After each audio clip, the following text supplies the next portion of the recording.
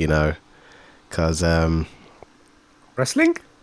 no, not that, Oh. not that, the other one. Oh, physical disc.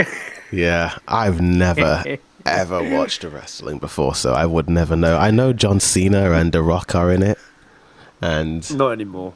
oh, okay. When did they John leave? Cena. Like, John Cena retired oh, okay. last year, Oh, which is okay. sad. I thought he was still doing it. Yeah, he. I think it got to a point where his body caught up with him, and he could no longer do like a typical demanding physical stuff that wrestling requires, and he just could not do anymore. Damn. And he just had to bow out before it like permanently changes his body. Oh, fair enough. Well, he's a good actor, so he's gonna stick with that. He's But an amazing actor, yeah. yeah, but yeah, breaking news. There was actually a news before this news update involving. Apparently, there were UK movies that were on PlayStation Store. 500 of them got deleted. Apparently, did you hear about that? I did hear about it, and it is very scummy that no one is getting a refund. The people that like purchased those films aren't getting a refund out of it. That's that's awful. I mean, I never, ever, ever buy movies on consoles. Like, I've stuck with Google Play. They are very reliable. Like, I've bought movies from like 2016. They're still there. They haven't gone anywhere. So yeah. I mean, it's Sony I at the end think of the day, so it's yeah. there's only one like digital film I bought, and it was Watchmen, Oh, okay. and I believe that was on. I think it might have been on PlayStation, so I'll have to double check if that still exists. Not probably not. But yeah, it was pretty. It was But apparently like Sony's a reasoning for licensing like deal with Studio Canal. licensing, yeah, licensing issues. Yeah. But even then, like, I mean, it probably would have been mentioned in the terms and conditions, right? The TOS or whatever, like terms of service. Like, oh, the stuff you buy, you don't actually own. You just have a license to use it, but not own it. And that's a line that's repeated throughout all these digital storefronts. Pretty much, yeah. So even if you even if you buy it, you just don't own You it. don't And really that own just it. It's just a license. sucks. Yeah. And then that leads into the next topic. Apparently, PlayStation will no longer be doing physical discs for new games, and the internet has gone crazy. Look at the ratio: 57,000 likes, 76,000 comments. Dude, people are mad, very, very angry. Um, yeah. What do you think about this? It really sucks because PlayStation are like the last main like big company that are doing physical discs. Like Nintendo, they don't do discs; they do like cartridges. And even with their cartridges, the games aren't fully on the actual cartridge itself. It's like a downloadable key. So once you buy the physical empty cartridge, it syncs with the cloud, and then the game gets sent to your like empty cartridge that you have. So it's not really a physical disc. And the same thing with Xbox. Their discs are empty. You have to download the actual game from Xbox's servers. PlayStation was the only company that had actual game data on the disc. And now they're like, well, we've looked at our data, and 80% of you fuckers have been buying digital, and only like a small percentage of you have been buying physical. And they don't want to like pay for like distribution cost and shipping cost and all that stuff if only a small percentage of you are buying physical media. I mean, it makes sense. I'm part of the issue that of like 80% of the games that I own are digital, and only a small few are physical. But it still sucks that they're going away from it, and that's it's not an option. When And was the it does. last game you bought physically? It was I think it was 2 months ago. Starfield. Oh, nice. Was that for PS5? That was for PS5, and funnily enough, it was actually the last few games that I've owned were physical. I went. I don't know why. I just like decided one day after owning like hundreds of digital games, I'm like, yeah, do you know what? It is nice having like a physical copy of the game. Let's just start buying physical. And I think, let me just pull it up.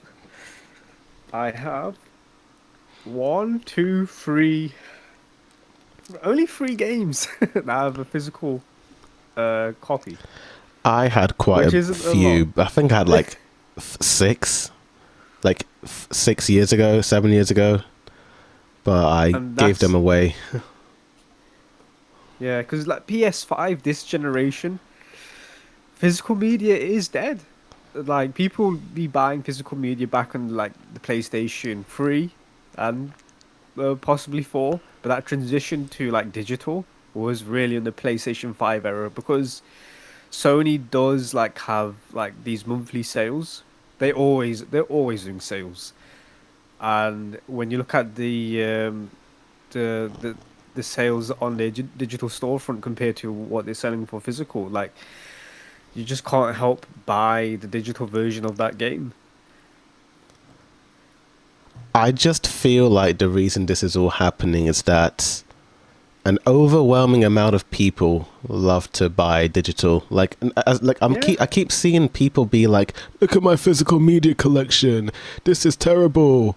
But in my head, I'm like, "But you gamers are the ones who decide whether or not, these companies the demand is continue. there or not. Like, I feel like these Yeah, guys are the part of 80%, like the dude. 20%. They're part of the 20% who Yes. buy physical. An overwhelming amount of people do watch stuff digitally because it's convenient, like, I mean, for movies, I like years and years ago I used to like collect movies, but over the past 4 or 5 years I slowly just stopped because it's more convenient to watch stuff digitally. You just I mean, most of the movies that I like and shows are on streaming services, so I just sort of hit that digital download button and away we go. Um, Exactly, yeah. whereas with a disc, it could get lost, it could get damaged, and it would suck. Disc rot is a thing. I don't know if you've Kind seen of, that, but kind of. I still have the original Terminator 1 and 2 copies from like the early 2000s on DVDs. or they Blu-ray. No, they're DVDs. So yes, this disc rot phenomena only is affecting Blu-ray discs, and That I makes a don't know lot of how. sense because I have a How to Train Your Dragon movie on Blu-ray and Lord of the Rings Two Towers on Blu-ray, and they keep like skipping it, the Blu-ray freezes up halfway, and I have DVDs from like the late 90s and early 2000s and they still work. So I'm not too sure what's going on with the Blu-ray discs. I think maybe it's because Blu-ray discs they have more storage or there's more information on there, so it's a bit harder Yeah, to potentially, yeah. process. Whereas DVDs have far less storage on it. You know, maybe that's one of the issues. You Yeah. know, did you know that DVDs outsell Blu-rays and 4K discs?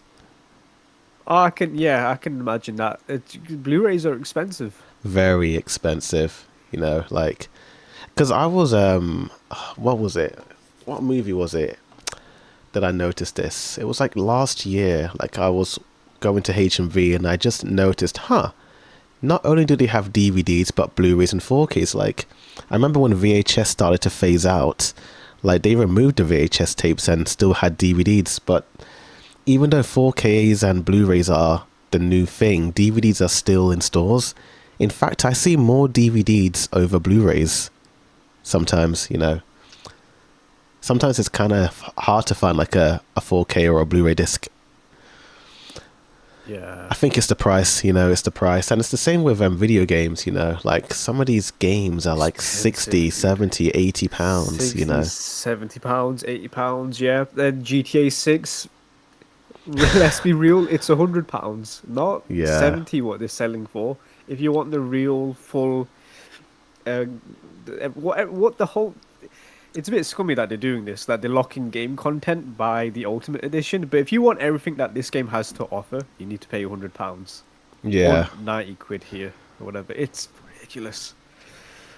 But they are the only game company that can get away with that sort of stuff because it is Rockstar and they have a very good track record of making good games. So, and we've been waiting 13 years for the next GTA as well. So Can I say something they can get away with it. controversial? Yeah, yeah. As much as people are crashing out in the comments about physical media dying, a part of me is like, eh. At the end of the day, it's, you guys aren't, you're not going out in droves buying these physical medias.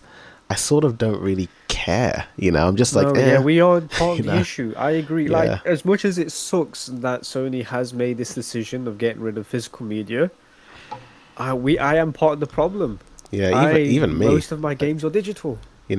like, I mean, I'd even go as far as to say, like, even like, when was the last time you bought a CD or like a vinyl? Like, I've never in my life ever bought a CD because I never saw the point. I was like, it's on YouTube. I can just, record a song or just stream it on Spotify. It's, Yeah, I feel like convenience, dude. not social media, but like the internet's just made things so much more convenient and cheaper. Like, Yeah. it's cheaper to just watch stuff on like a streaming site. What's Steam like? I don't know what all that's about. Is it like a Netflix for video games?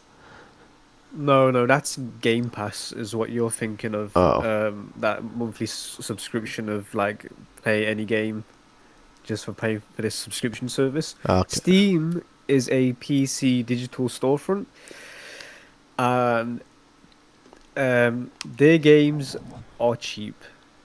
Like all these triple A games that are on like PlayStation, Xbox, Nintendo, and PC, the cheapest you'll find that version of the game will always be on Steam.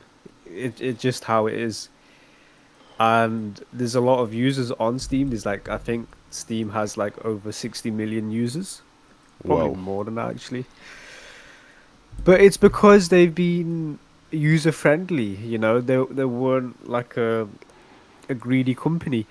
However, though, they did try and release their own games console, the Steam Machine, but because of how bad the AI bubble is and how much the RAM prices are, their next console ended up being over £1,000, which is just everyone was Yikes. angry with it. That's like the only misstep Steam has done in their like long history of like selling games.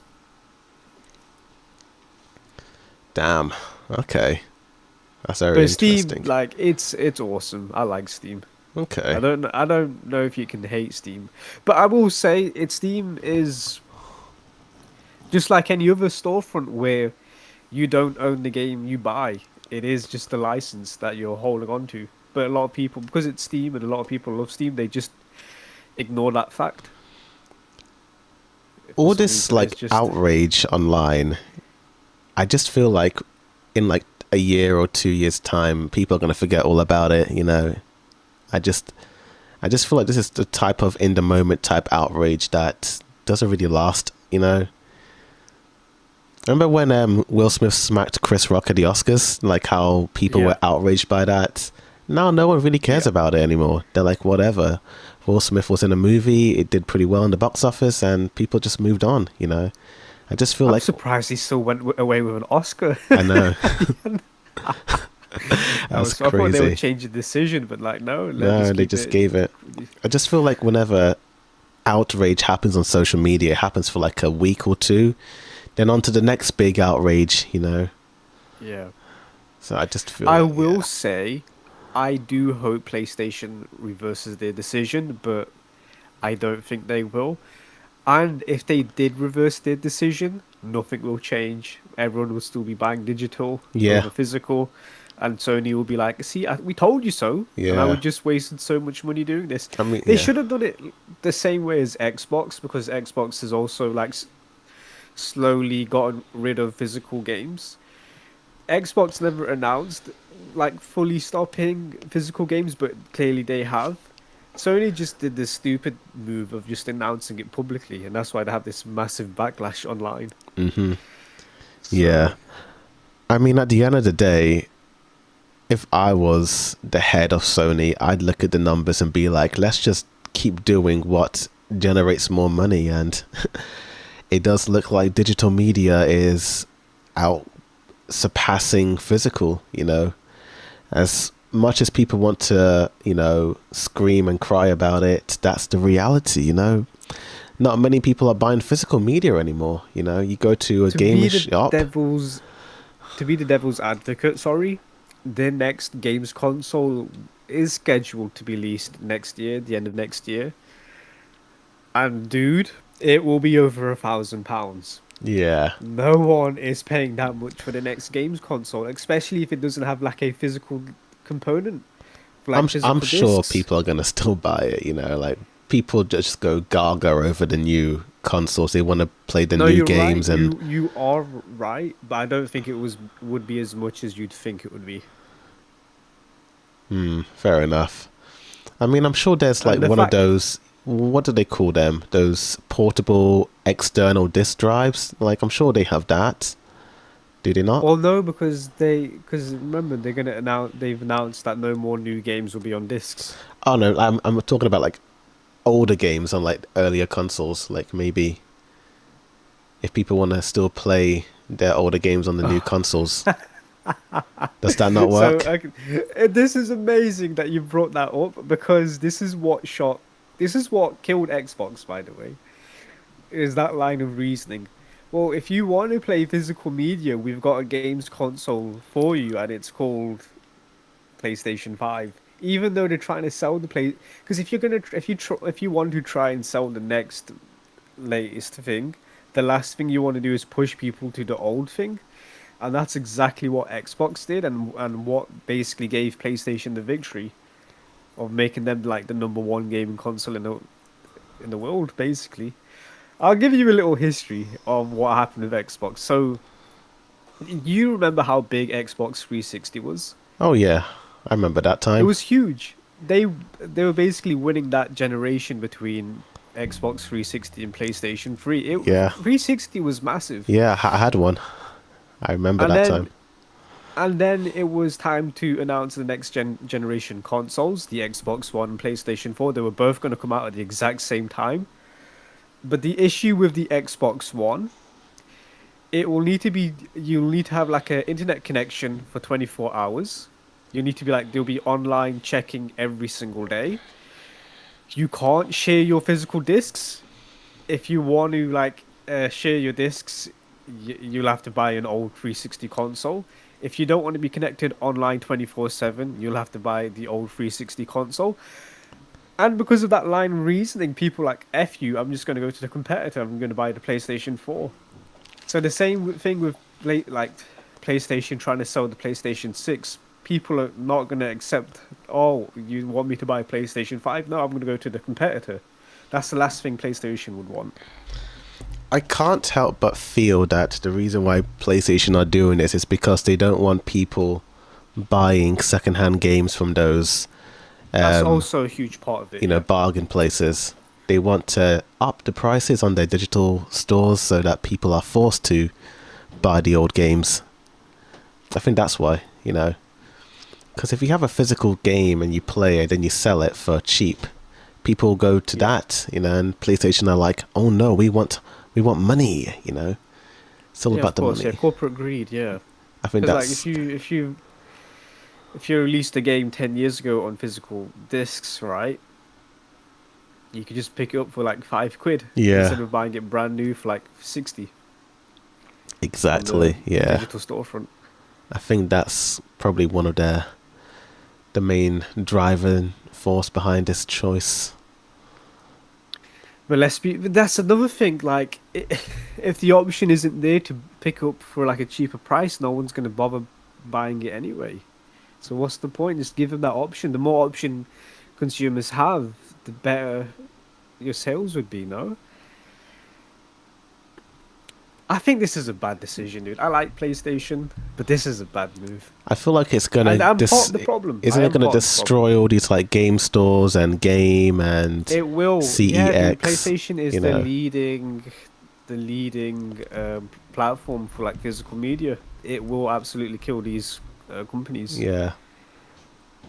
I don't know if CEX is gonna survive. You know, That like exists still? I thought it oh closed. no, Oh no, yes, there's CEX. So still Granger Games. loads Granger I'm thinking. games Granger Games is what I'm thinking of. That and closed down. the main game store that's shut down. The game, yeah, game shut down. CEX survived over game, which is crazy, Oh dude. yeah, I thought CEX was a little newer than game, but I'm Yeah, not too sure. Yeah, it is. Yeah, game exists for a very long time, and you just shut that. I'm sure is game the UK version of GameStop. I think they're both UK. I don't know. Is GameStop American? GameStop I is thought this American was and in the Game is UK as UK. well. Okay, I'm probably thinking of something else. It's like Asda and Walmart. They're both the Maybe. same chain, but one has a different name. But like looking at this like store and all these like games here, it just feels like a bygone era, you know. This feels so retro to me. It's like it honestly reminds me of my like teenagehood, childhood, you know, just seeing Yeah. all these like physical medias in this store. I just feel like I don't think we're in that world anymore, you know. As much as people want to still be in that world, like I think the loudest It's a. voices just you know online. I'm not But gonna yeah. lie. This generation we're living in absolutely sucks. I'm gonna be real. I'm gonna be honest. It just sucks. Where like when it comes to like media and like the games industry specifically, it just the direction we're heading is just sucks. I will Like say, gaming is not. I mean, It's a luxury item. I'm not a big gamer, but the games that I do see get released, I look at them and I'm like, damn, the visuals have really improved over the years. You know, I'm like, okay, games do look interesting. Like I don't know, that's just me from the outside. No, you're right, but how are you going to play that game when the game machine itself costs a lot of like an arm and a leg? I don't understand why PS4s are still 300, £400. PS5, I mean, sorry. Like it's been out for like 6 years now. Why is it this expensive? Yep. The costs to make them have increased significantly because of the components needed to make one. The chips they use for their RAMs are also the same chips that are used for AI, Oh, and a lot of these AI company have like bought millions of chips, which have increased the demand and price of RAM. And PlayStation and Microsoft, and they would have to spend a fortune of like buying these chips just to make their consoles, and that's what's driving the console prices up. It's all because of AI and politics and all this crappy stuff. oh dear. Oh boy, but yeah, that's that. I would have. And you've heard of the AI data centers, right? I've heard of that. I've heard of Yeah, that. because these data centers use like millions of chips, Oh, and okay. at the same time, it's burning up the world because Ooh, of like how hot these data centers are.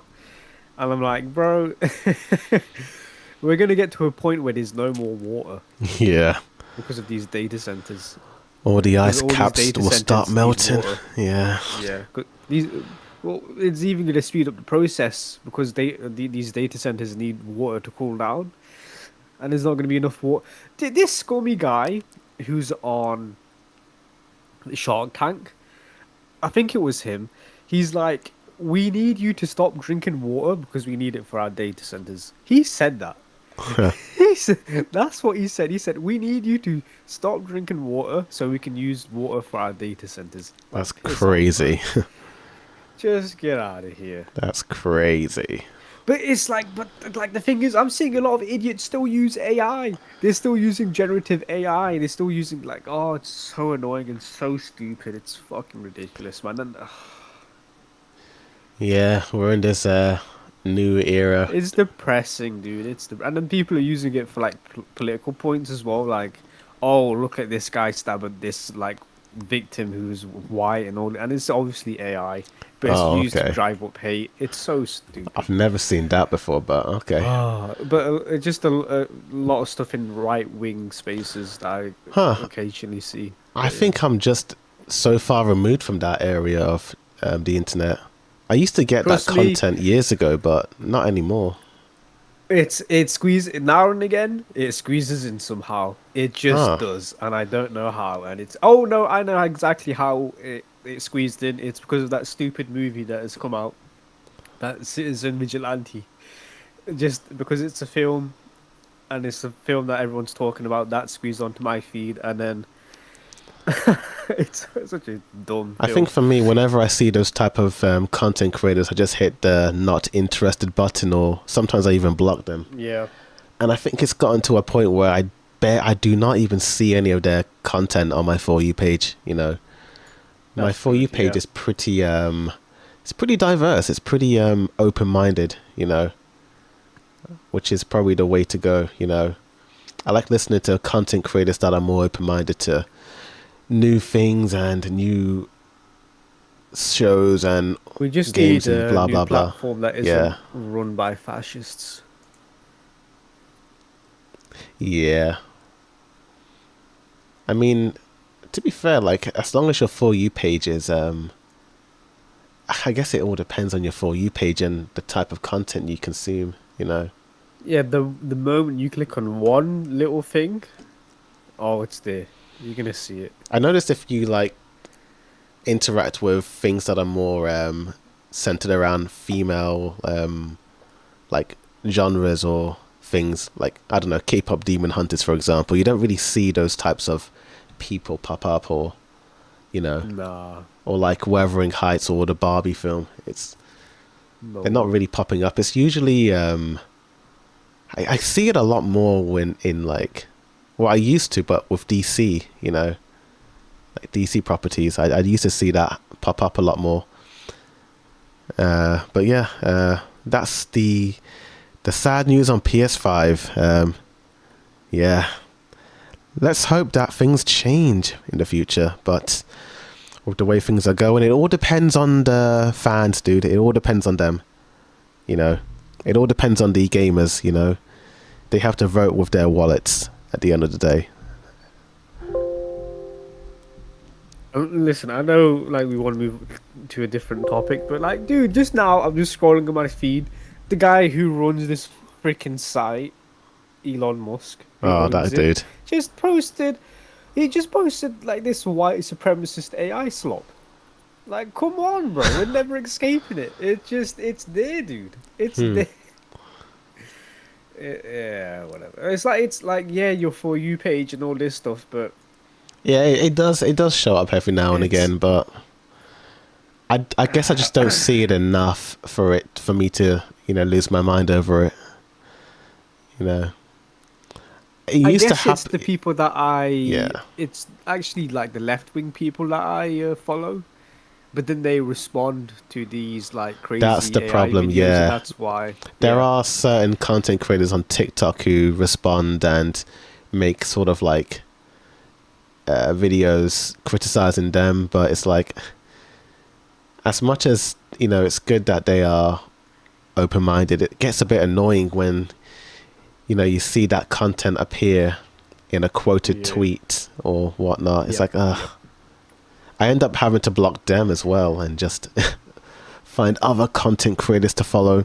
Honestly, YouTube is probably the best out of all the social media platforms that I've noticed. It's the least controversial, you know. I mean, there is the dark side of YouTube, but I've noticed that with YouTube, it's a little bit more.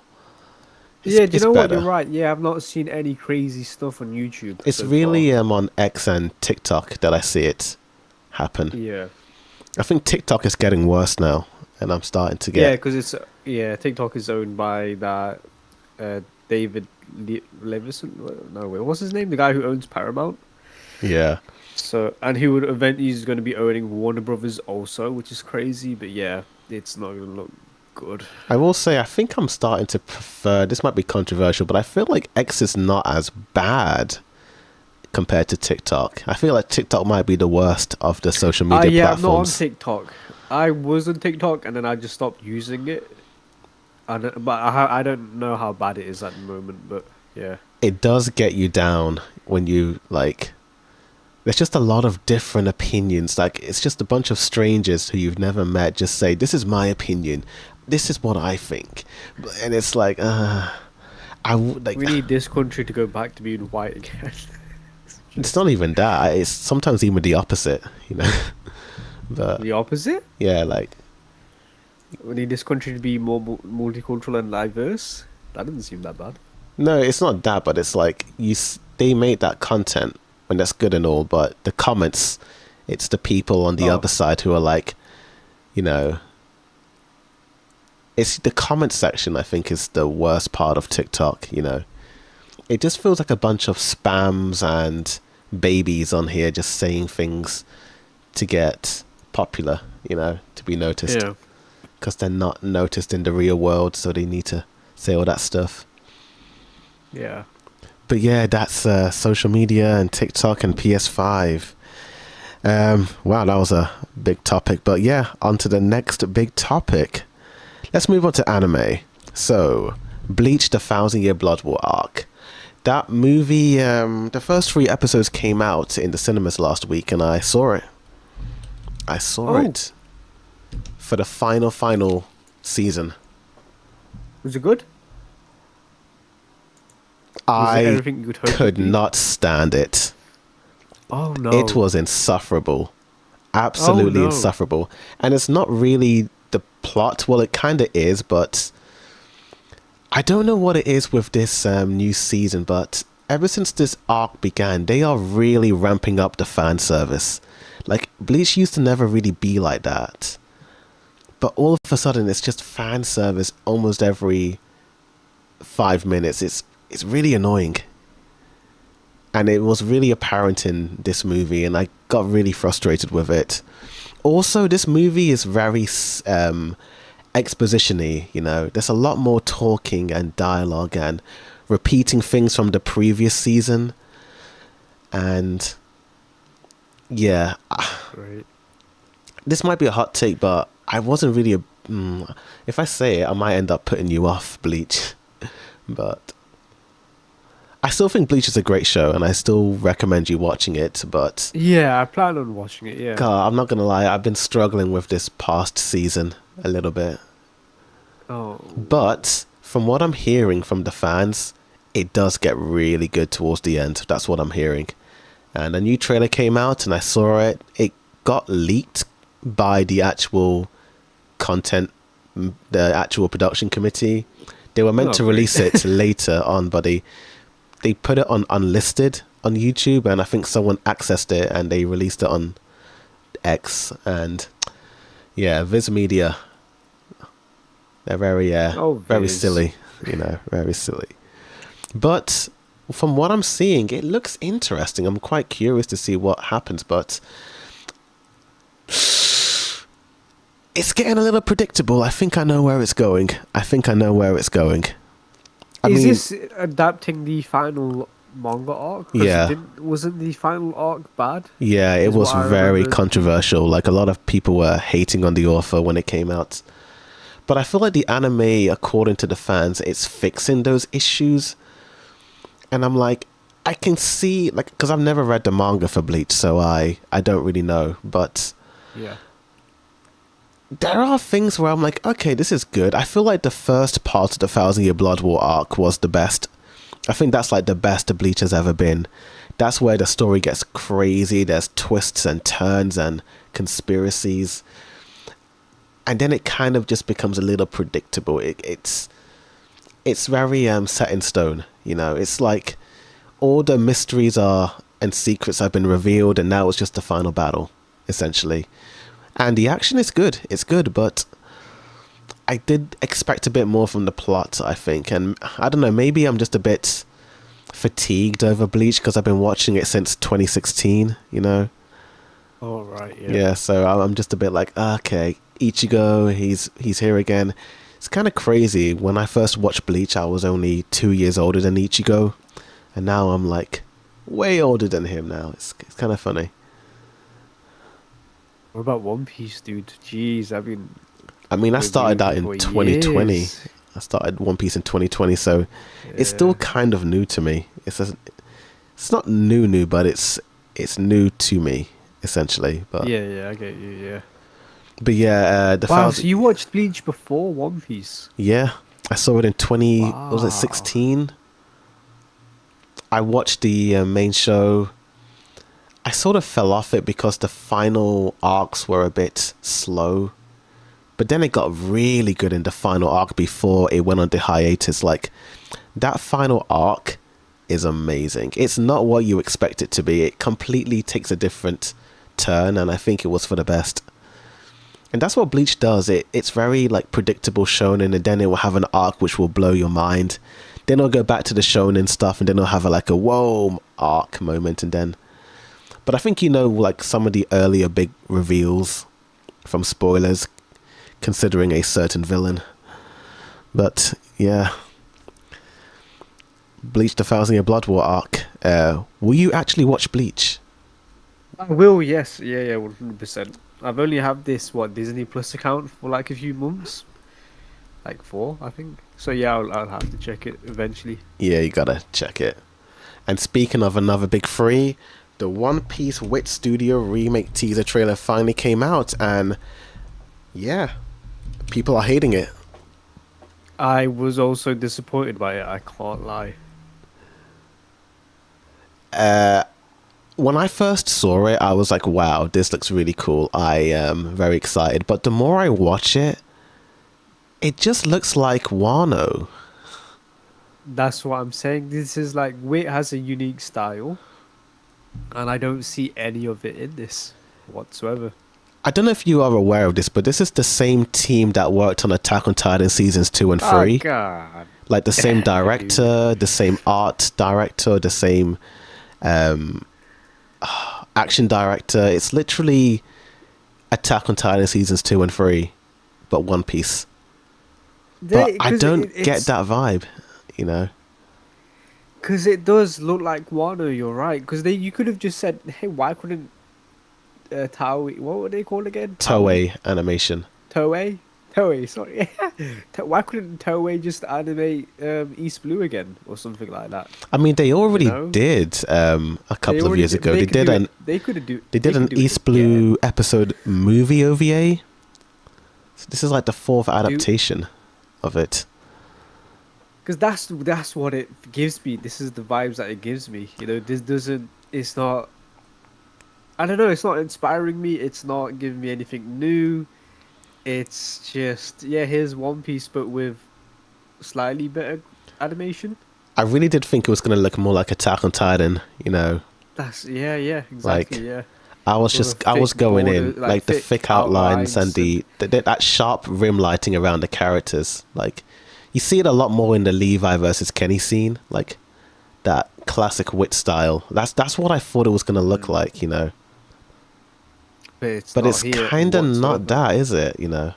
I'll be honest. King Like of the the more I Pipe. see it, I'm a little disappointed. You know.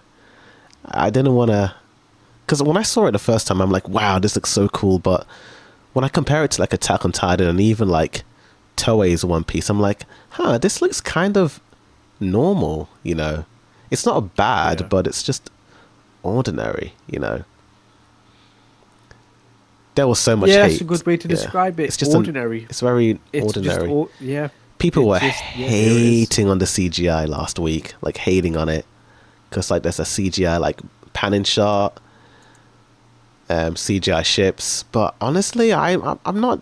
I didn't hate it. You know. Do you hate it? Do you have an opinion on it, or I are you just? don't care about it, to be honest with Yeah, you. it's just backgrounds, isn't it? You know, it's not really a big deal. For me, it's like really like the art style.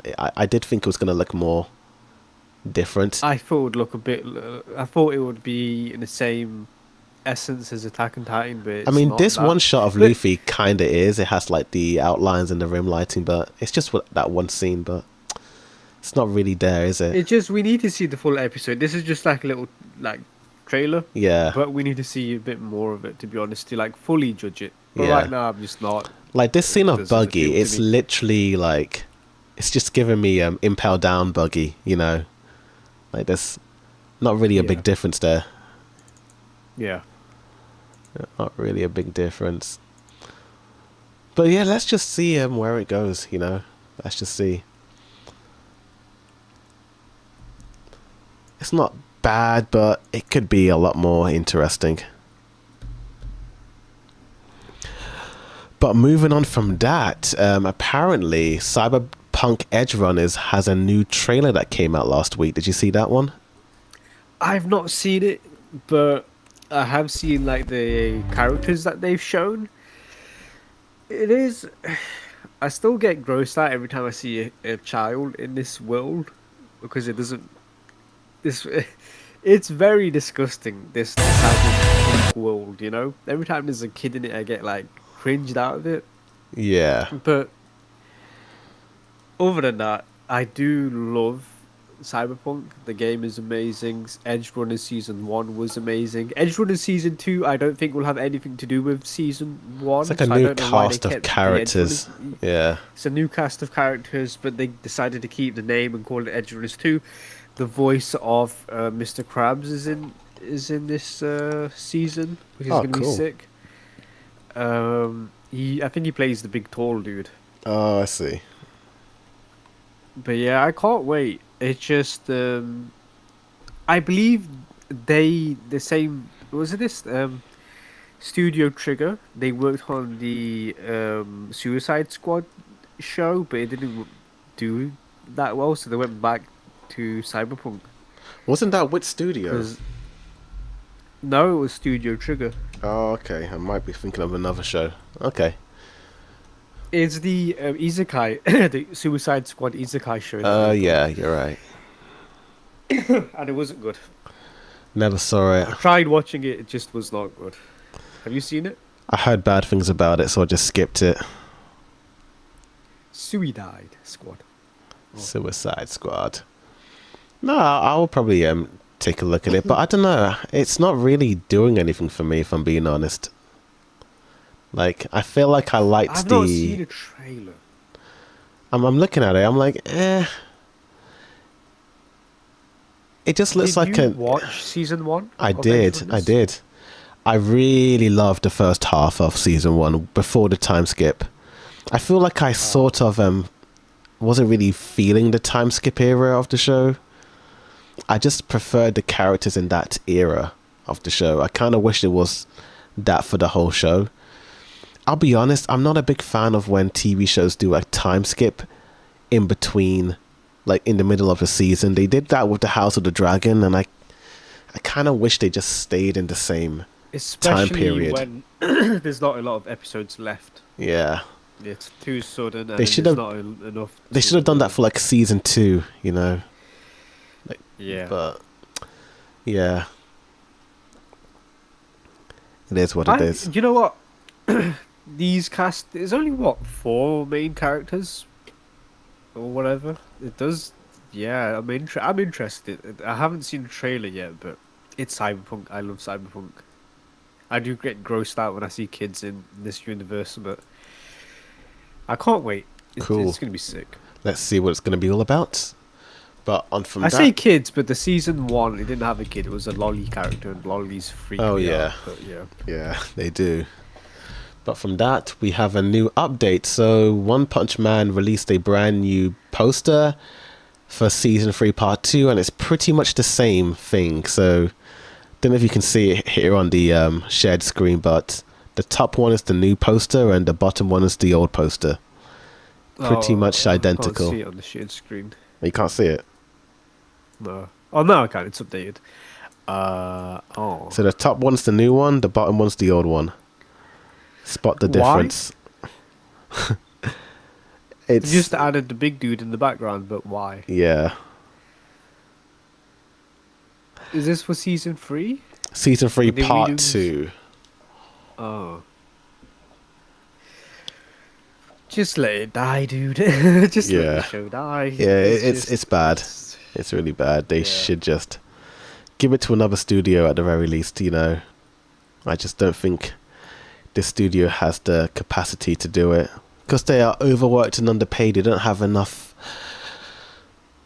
I just feel like the production committee are not doing the studio any justice. You know, they're not giving them a good schedule. You know, which is unfortunate because One Punch Man was cool, but now it's not. But one thing that is cool is Steel Ball Run. So I think yesterday at the Anime Expo event, they released a new trailer for Steel Ball Run, JoJo Bizarre Adventure. It exists. Yeah. Okay, part 2. Wow, and now okay. they are releasing it weekly due to the overwhelming amount of negative comments from the fans, basically bullying Netflix to release the show weekly. And now they listened, and now it's coming out weekly. Well, yeah, of course, because Netflix have always said this is the binge model, right? Yeah. So if you're not releasing a binge model for this show, you're lying to the audience, dude. We're expecting a model that isn't there. Well, like, come on, dude. Let us binge it. Let us watch all of it. I think the fandom preferred a weekly, though, for JoJo. Oh, okay, never mind. Yeah. Never mind. I think they are very happy that it's weekly because they don't like the batch. Because the previous JoJo was released as a batch and people could binge it. But the problem with batch releases is that all the episodes are out, people watch it for a weekend, and then it's just forgotten about the next week. Whereas, exactly like Spider-Man Noir. That show just came and went, and I think that show was amazing. I forgot all about that show existed. I completely forgot. Completely forgot. It's like probably the best Marvel show that's come out in the past few years, and it just came and went. Came and went. About it. It's honestly the same thing with Avatar, the Netflix Last Airbender show that just came out. So that's a nice segue to that topic. So I actually watched it. I watched the Avatar Netflix Last Airbender. Did you see season 1 when it came out? No, dude. I didn't like the direction they went with the characters, and I'm like, I kind of grossed out of it, and I thought it would like ruin my experience that I've had with the show, so I just stayed away from it. Ah, fair enough. Well, I actually... what were you going to say? Is it like One Piece's live action, or is it... I thought season 1 was pretty bad, if I'm going to be honest. I wasn't really a big fan of it. I thought they changed way too much from season 1, from the original, and I just couldn't really get into it. But season 2 actually surprised me. I was expecting it to be bad, but I ended up liking it a lot. Like, they do a lot of changes, but I feel like they kind of got the tone right with season 2. To the point where I'm like, I'm actually looking forward to the final season of this. I heard Toph has a subplot where she's get kidnapped by her parents or whatnot. Yeah. Something like that. I don't know about that. Yeah, there are changes. Again, I think I like it more than season 1, but there are still a lot of issues with this show. How many episodes? This one is a bit shorter. It's got 7 for season 2. Season 1 has 8. Okay. But an hour long, I assume. Yeah, they're all hour-long episodes. Season 2 actually debuted to way less views compared to season 1. There was a huge drop in viewership. And I think... Do you know how much? Yeah, 59% drop. So season 2... So season 1 had 21 million people watch it in the first 4 days. And then season 2 only had 8.7 million people watch it in the first 4 days. Okay, we say that, but that's still good, though. Still pretty good, but... That's still pretty good. I did notice the lack of engagement in regards to season 2. It's a good... The only Avatar stuff I'm seeing is from the actual Netflix Twitter page. No one else is talking about it except... Yeah, except for them. It's a good thing they recorded seasons 2 and 3 back to back, you know. So God, we need to speak about that for another show that I'm watching. But yeah, go on. House of the Dragons. But yeah, they're releasing that back to back. So yeah, season 2 was pretty good actually, but there's still a lot of problems. I just it's kind of hard to recommend. There's just I think the last episode was pretty good. I think the best part of the show is the action. I think the action is wicked in my opinion. It's very engaging. Yeah, But they would there's have to like top it up from the first season. It had to, Yeah. yeah. but yeah, there's a lot of interesting changes. What would I say the big change is from this season? Oh, so you know the scene in the original Avatar where they go to that library in the desert? Yeah, the Infinite Library. That library is now in Ba Sing Se in the middle of the city. In the middle of the city? Yeah. So pretty much all of season 2 is in Ba Sing Se. They just pretty much condensed all those plots and just put all of it in Ba Sing Se. Did it work? Kind of. It's some things worked, some things didn't. Katara, if you remember in season 3 in the original one, she is the painted lady who helps all those Fire Nation people. She is now in this season and helps the Ba Sing Se people, so they kind of condensed that bit as well. Zuko is a little bit like, I wouldn't say unlikable, but he does things that are a little out of character to how he was in the original. In the original one, where it's the Zuko alone episode, where he's alone and then there's a pregnant woman. He thinks about taking her food and water, but he doesn't in the original one. In this one, he steals it and just sort of has no remorse. He just takes the food and just walks away. That's another big difference. They're also making Azula a little bit more sympathetic. In this one, how she feels like she has to... Dude. She's having to work hard to impress her father. And it's very different, you know, to the original. Because in the original, Azula is this like really cold, scheming, ruthless girl. Yeah.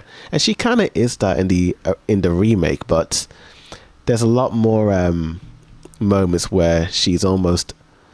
They're trying to redeem her a little bit more. And also, it's starting to feel like they are trying to ship Katara with Zuko a little bit more. There are a lot more scenes of those two together. Just sort of, you know, there's like a whole subset of the fans who like Zuko and Katara together. And Uncle Iroh is also a bit different. He's nowhere near as funny or as witty as he was in the animated one. He's very serious, he's very sad, and he's a bit cold. And there's a lot of scenes of him like being really upset over, you know, what he did, you know, when he was part of the Fire Nation, and he's feeling guilt over a lot of things. It's an interesting change, but still pretty, you know, Uncle Iroh, I remember being like the main, like he was the anchor of the Avatar show. Does he have that same like presence in the live action? No, I don't think so. I mean, the actor does a good job at performing him, but I don't think he's that Iroh. I feel like this Iroh is a lot more, he's a lot more, not pessimistic, but he's a lot more regretful over his actions of the past. There's not really those moments. Because Iroh doesn't really have regrets in this show, in the animated series. Interesting. That's an interesting change. And Aang's interesting. You know, Aang's interesting. I feel like they get a lot of things correct with him, but then there are moments where he's a bit like, when Appa goes missing, you know, in the original one, he's very upset, but then Katara sort of softens him a little bit and he goes back to normal. But in this one, he's just screaming and shouting at everyone, saying, you suck, how could you let Appa go? He's a little unlikable in that moment. And he kind of more or less says that he doesn't care that Katara saved people by being the painted lady. But in the original one, he says that he appreciates what Katara did. So it's just little things that make me go, I don't know. Plus, he's much older in this live action compared to the animated one. He's like 14 or 15 in this live action. It's Yeah. You can tell It's that very they are noticeable, trying yeah. to. It's like he's bending his knees a little bit when he's around the cast because he's so much taller now.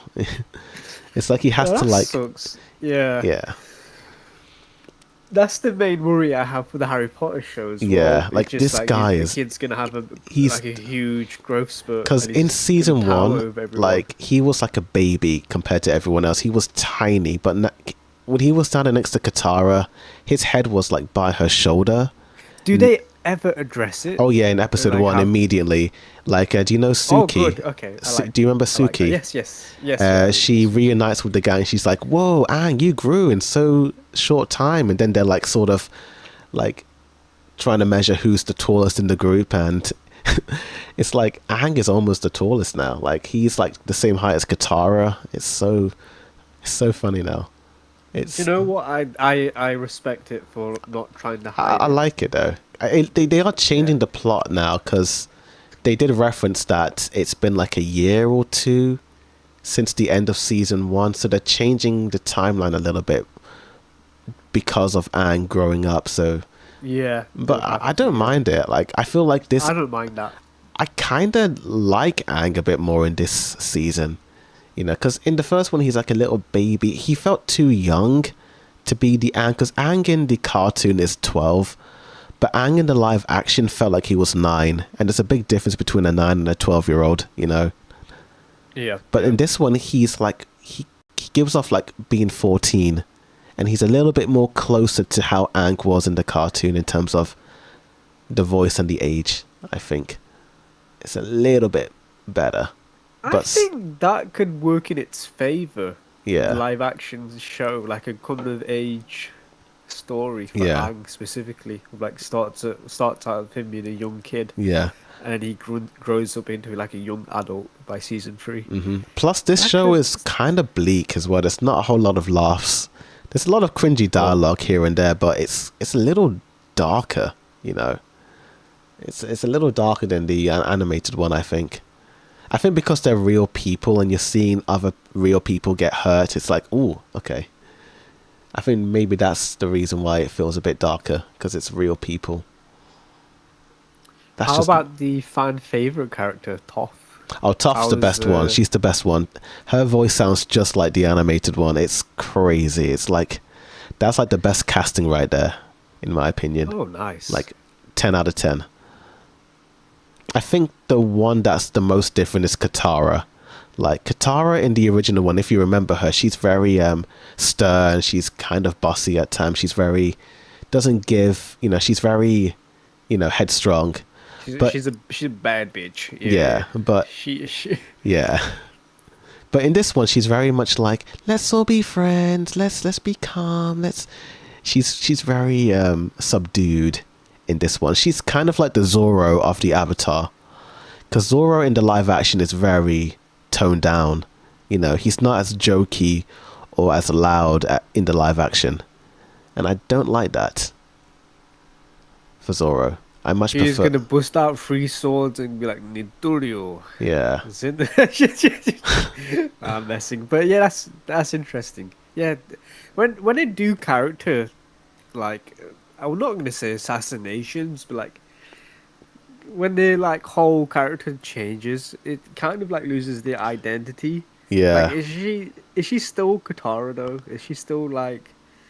Is that essence still there? Even though now There's she's, some like, a completely different essence. person? There is some essence there, but it I'll be honest, sometimes I don't really recognize her as Katara. There are times when she's in the scene, like Sokka is Sokka, Aang is Aang, Zuko is Zuko, Azula is Azula, Toph is Toph, but Katara is like, I'd say 40% Katara and 60% the actress. You know, it's the most different, I would say, out of the entire cast. You know, it just doesn't have that. She doesn't have the spice that Katara has in the animated one. You know, she's not as teasy towards Toph. She's a lot more kinder and soft. Because in the animated one, she and Toph were like bickering all the time. You know, they were constantly like arguing, but they don't do that in the live action as much. But yeah, that's my review for Avatar Season 2. Looking forward to Season 3. Hearing my review, would you want to watch it? I'll wait till season 3 comes out, and I'll see if season 3 is probably better than the previous 2 seasons, and if it is, I'll probably check it out. That's fair enough. That's fair enough. That is fair enough. But one thing that you may end up checking out very soon is that Demon Slayer: The Infinity Castle Part 1 has finally gotten official confirmation that it will be on Crunchyroll on July the 28th. And you can actually pre-order it on today, actually. So yeah, I'm surprised it's taken that long. It's a whole year. A whole year since it came out. Crazy. But it made $793 million in the box office. So I almost don't blame them. They really wanted to milk this movie for all it was worth. Oh, dude, I can't wait to watch this again. This movie was so peak. It was so good, dude. I mean, I've seen it 3 times in the cinema, so I don't think I really want to watch it again. No, fair enough, but like, oh, dude, it's so good. It is good. It is good. It's the best Demon Slayer it's ever been, you know. I remember how bad the previous 2 seasons were. Yeah. And then we get this. God damn. It's like a return to form, you know. It was worth the wait, yeah. I am curious to know when part 2 is coming out. It could be coming out next year, I think. 2028, 100%. People are saying it's 27. 2027. I would be surprised if it was 2027. I think it is 27. I think that's the release year. It could be late 27 though. You think like November 2027? I'm thinking like around. I'm thinking like September, October. If I'm being honest. When did the Infinity Castle come out? Was it in? It was July in Japan, and then it was September for the rest of the world. Pretty much. I can't believe there was that massive gap between Japan and then the rest of the world. That's crazy. Yeah. It was maddening. And all the leaks that came out. Yeah, dude, like what is Sony doing? Because they distribute the film, right? Yeah, so, they own Crunchyroll. I don't know what Sony is just like probably the worst run company in the world. I'm terrified for Spider-Man though. I'm terrified for that. Oh yeah. But it's tracking to earn a lot of money though in the opening box office, so I think we will see symbiote Spider-Man in this film. I mean, 100%. Did you see some of those like short promotional trailers of Spider-Man that came out last week? There was one where he's in the crowd, and there was another one where there's this one, I think. Oh, so good. Yeah, I've seen that one. Yeah. Yeah, I'm thinking. I see the one where he gags. At his web fluid coming out of his wrist, like. Oh yeah. And then I seen the number one where he's like, "Oh, if Peter 2 could do it. Peter 2 was cool." Yeah, that's that one. I've not seen the crowd one. What you're talking about? Oh, he's like standing in the crowd, and the crowd are like cheering Spider-Man on. I can't find it though. Interesting. I have not seen that one. I've seen the one where he meets his Ned and MJ. This one. Here it is. Here it is. Tracker. It's right here. So after this scene, where the crowd are like cheering Spider-Man on. It's like a callback to Spider-Man 3 with Toby. Oh, what the hell? That's cool. Yeah. Also, I've seen a spoiler for this film, and I no. know exactly how it's going to end. Oh no. And Zendaya spoiled it as well when she says grab tissues. God, no. I know exactly how it's going to end, and it's going to be sick. It is that. I don't want to know, but I have my theories. Like I do have my theories. I will say, do not watch. There's an image that spoils the ending, but obviously without context, you don't know.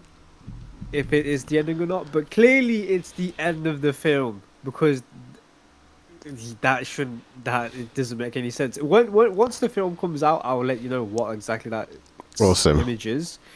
But that is such a massive spoiler that a lot of people have like missed. Oh no, that sounds bad. But yeah, Yeah, there's a lot of hype for Spider-Man. You know, unfortunately, dude. this the same can't be said for Supergirl. You know, Oh yeah, Supergirl. so I actually did see this Yeah. film. I think last week. Yeah, you mentioned to me, will I go see it? And I said to you, yeah, I'll wait for the reviews. And then the reviews are not liking this film The whatsoever. reviews are like all over the place. It opened lower to Morbius and the Marvels. It's gonna be a bomb. Morbius! Yeah, Morbius! yeah, Even Matt Smith said Morbius is crap. What the yeah. hell? Morbius. No Doctor Who even said way. it.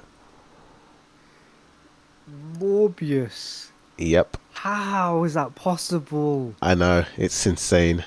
And that was an awful movie This is the second movie in the in the DCU. DCU. Yep. The gun has jammed. The gun is jammed. What happened? How did it go wrong? I Where did it mean, go wrong? I don't. How? you know, I don't really like listening to people like poo-poo on movies. I like to go into a film with my own thoughts and opinions, but this might be one of the rare times where I kind of agree with the negativity. I think this movie is pretty underwhelming. It's one of the most underwhelming movies that I've ever seen, if I'm being honest. The only scenes that are great are the scenes with when she's on Krypton in the flashbacks. It honestly reminded me of the Fantastic Four movie, and even like the Snyder movies to an extent. Like, you know, the scenes when they're on Krypton, you know, just Yes. them living there and just doing their thing. It kind of reminded me of that, and I'm like, oh, I kind of like the Krypton scenes, you know. From Man of Steel. Yeah. Yeah, but this movie is it's bad. It's I want to say it's bad. It's just very like flat. This is the very definition of middle of the road. It's not awful, bottom of the barrel, terrible, but it's not great or good. It's a little slightly under mid. I think I gave this movie what did I rate it on IMDb? Let me have a quick look.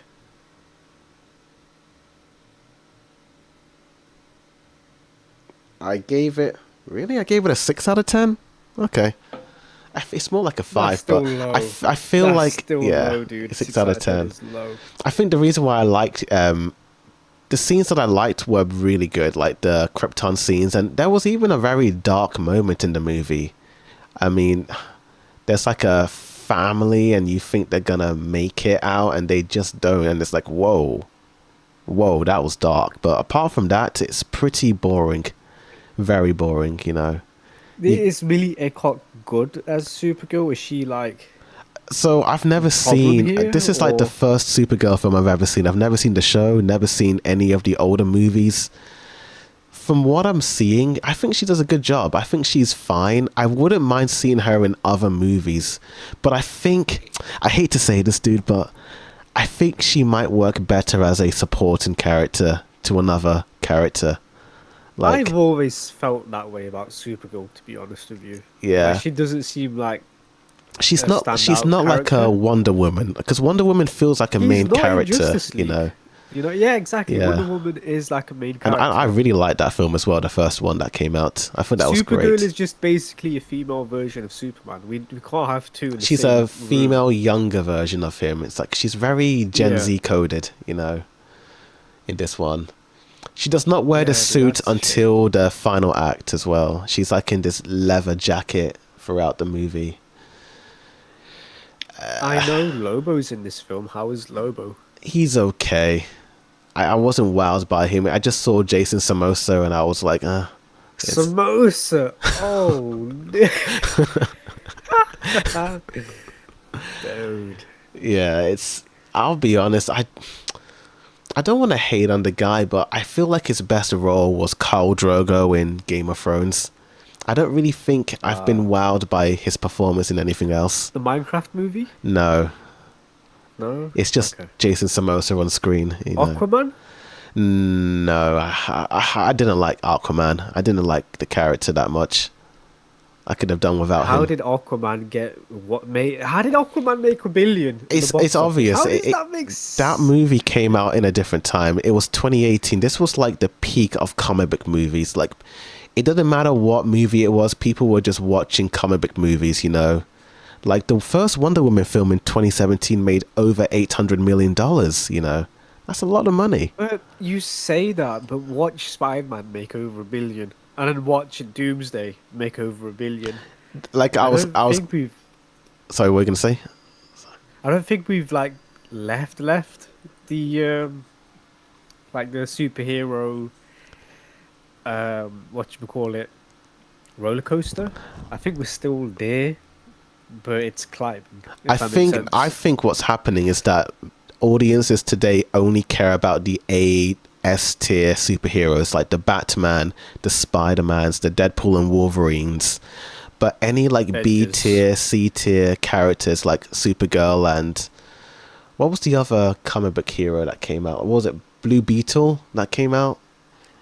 Yeah, Blue Beetle. Like, Yeah, people don't care about those B tier heroes anymore. which sucks. We're 'Cause I not like in that Blue era Beetle, anymore but because yeah. like Guardians 1 was a B tier team and it was like a successful franchise. But that was a different time. That was back when, you know, people were more open minded to it. But now I think people aren't, you know. They want like the big ones, you know.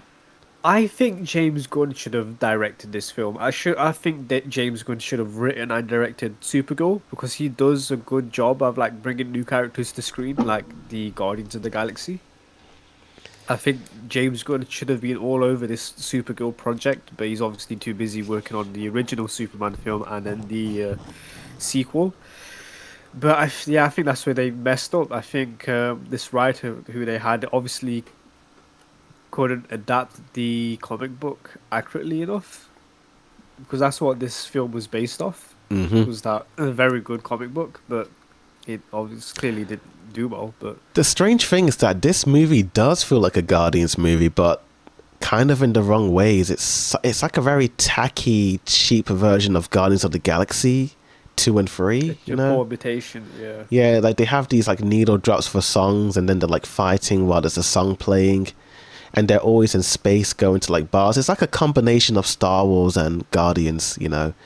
It's nothing different or new. It's kind of more of the same, but even worse, unfortunately. They should you know. have, yeah, they should have got the original man to do it, James Gunn, And not a cheap imitation. I feel like this movie has officially confirmed that I don't care for DC. I think DC is a property that I don't care for. Because second film, like Superman that came out last year, even though it was good, I wasn't like blown away like everyone else. I just thought it was fine, you know. I thought it was good, but that's how I've always felt with DC movies. Like I've never really liked these characters as much, you know. I've just always been very like whatever. Like Batman and Gotham City is the only thing I care about. Like I watched that Gotham TV show twice and I thought that was great, and I like the Dark Knight trilogy. I like the Batman movie. I just like Batman in Gotham, you know. I think that's where DC shines, you know. But you don't feel the same way about that when it comes to Marvel, right? Because there's a lot of characters in Marvel that you like. Yeah, I don't feel the same way. Yeah, Marvel is like... That's because they've had a chance to, like, have good directors making... Like Ant-Man. Who the hell likes Ant-Man? You know, but bro, but dude, the first one, wow, that was a great film. I liked that. Like, I don't know what the source was. I don't know what the air was like when Marvel was at its peak, but it was just they were like releasing bangers when it came to the B tier. So many dull characters. Four, bro. Four. I know. Who four. The hell cares about four? It's and dare I say, Hawkeye, but like. I know Hawkeye, so many even he. Characters you're uninterested in. Even Iron Man as well. You know, Iron Man was like a B tier character, but the MCU just made him like D character. It started with Iron Man. You know, no one really cared for Iron Man. He was like the lesser known hero in comics, and now people love him. Yeah. He's like the number one. Like Yeah, every time everyone. he's in a Yeah. movie, it makes $1 billion. You know. Uh, Same with Captain See, so America. yeah, they've messed up massively here with Supergirl. I think what happened is I think James Gunn lost interest when Warner Brothers was being sold to Paramount. I think that's when James Gunn was like, "Yeah, I don't give a shit. I'm probably not going to be here once that merger happens." That's my theory. Yeah. They were like, "Yeah, let's just get this film out there And I into the think public, whatever." also they released this movie 1 week after Toy Story 5 and a week before the new Minions movie. So it's sort of sandwiched in between two major film franchises that are making a lot of money in the box office right now. So I think also That's a weird choice. Yeah. that's also hurting it as well. They should have released this. I don't know when they could have released this, to be honest. Maybe August? Because not many movies are in August. Because this month we got the Odyssey, Christopher Nolan's movie, and then also Minions, and Toy Story 5 is still out, and also Spider-Man. It's like a packed summer this summer, you know? Yeah, because when you say August, that's Spider-Man's month. I You mean, know, it comes out in July, but yeah, it is going to be Spider-Man July throughout. 31st. Yeah. It's coming in July 29th in the UK. 2 days early. Oh wait, what? Yeah. We get it 2 days early. Well, it's going to be packed out on the 29th. Do you have your tickets with I Spider-Man? think I bought them last week. Oh god, shit. Did you not buy I your did not. tickets? No, I thought we were Let going me. to organize it together, but it's fine. Oh, okay. Let me have a look if Let me there's see still real quick. spaces. Oh, damn. Holy It's not. moly. What? It's not. It's not. When I bought it, it was empty. And now it's sold Yeah, dude, out. it's Spider-Man. It's the big Yo. me, dude. It's the big one, bro. Well, No I'm other gonna character rewatch this comes film close. multiple times, so All right. yeah. Damn. Okay, I did not predict it was gonna, you know. Yeah, like all the showings on the Wednesday are, unless you want to sit in like the row D and towards the front. Oh hell no! It's okay. I'll get. I'll book another day. Yeah, even Wait, the were you going on VIP. the day one? I'm going on the Day day one one. showing? I made a mistake when No Way Home came out. Like I think I watched it on the Saturday. Wait, were we all there together? I don't remember. Yeah, yeah, we seen it Because together. I've seen it multiple times with. Okay, yeah, I think so. I think the first viewing was like Yeah. together.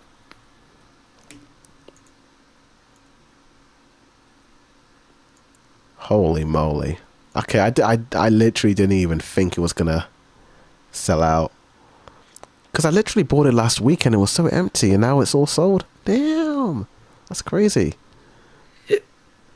That's the power of Spider-Man, you know? Like, Spider-Man, dude. Yeah. that's crazy. That's crazy. But yeah, that's Supergirl. Are you gonna see Supergirl when it comes out or when it's already out now? You gonna see it after my review?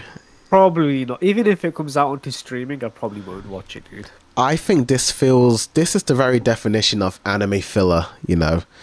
This is like an anime filler episode because it sort of starts and ends kind of at the same point.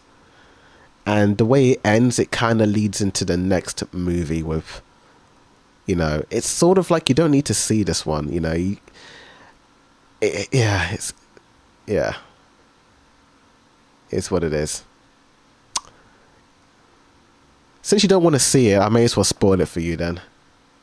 So Superman does it's appear in it, fine. and Yeah, he was those in are the like, trailer as yeah, well. it does end with Supergirl returning back to Earth, and she's with Superman, and it kind of teases that she and Superman are gonna team up together in the next Superman movie. So that's all well and good. But yeah, Is that it? Oh, I yeah. thought it was gonna be more. No, there's not a whole lot of spoilers in it. She does kill the villain in the end, which is pretty like, whoa, okay. That was interesting, but it's very flat movie, if I'm being honest. honestly, with a lot of these major comic, well, not major, but like these side comic book characters, I don't really see the need to watch them anymore. I think I'm only going to turn up for like the Batmans and the Supermans for DC, and that's it, you know? Yeah, there should have been a lot more care when it comes to like new characters in the DCU, but just it wasn't. I know Like Clayface they've is coming announced, out. yeah, Clayface is coming out, and they also announced they're making a TV series based off a character that showed up in Superman. I forgot his name, but he has a T symbol on his jacket. The T Man, whatever his name is. He has that spaceship. T-Man. Okay. And I think that character was handled with care, and I think people like him because I certainly like him. But I'm surprised Supergirl just failed that badly. Yeah, pretty unfortunate, but it is what it is. But if I was to rank all of these like super movies, like if Supergirl was also part of all the superhero movies, um, so what do we have? We have Superman, Superman 2, 3, 4, then Returns, then Superman, and then Batman versus Superman, and then Superman Man of 2025, Steel, and then Man I of guess you're gonna Steel. have to do Justice League as well. I guess so, yeah. The two Okay, versions of yeah. Justice League. I We can might, do it I now. might We do can a do it at the quick. end of the podcast. I mean, how many are there? One, two. It won't take too long, I don't think. There's only Okay, like okay. 7 of them. I send you a tier list. I'm going to skip all the cartoons because I've never seen them. Okay. I haven't, but I do want to watch them. Oh yeah. Okay. I think this is S.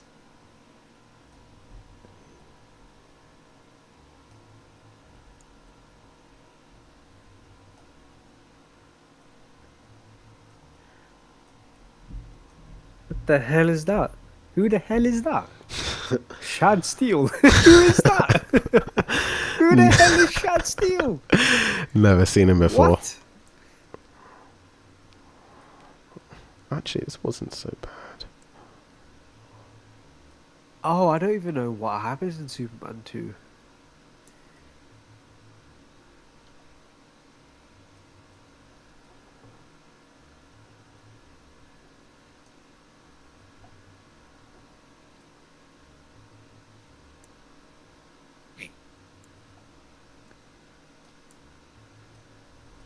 Okay, I think I've done it. That was quick.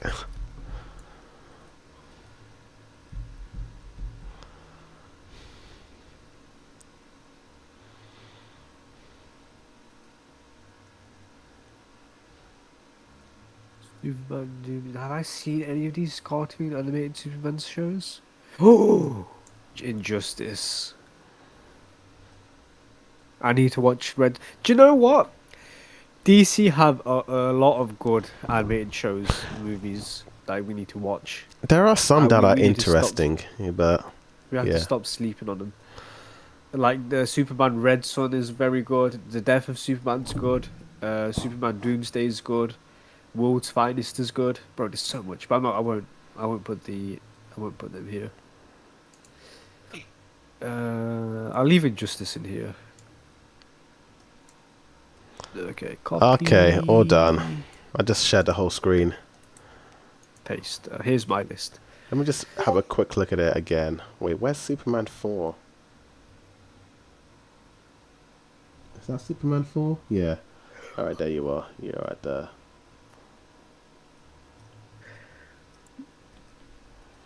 Okay. One more time.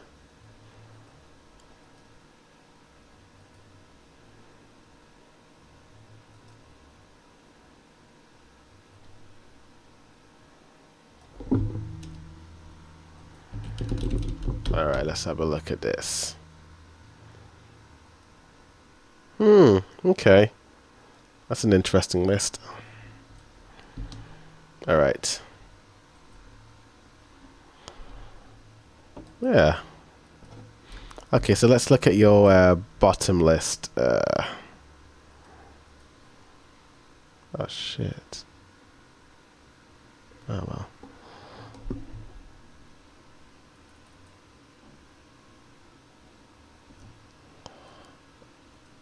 Right.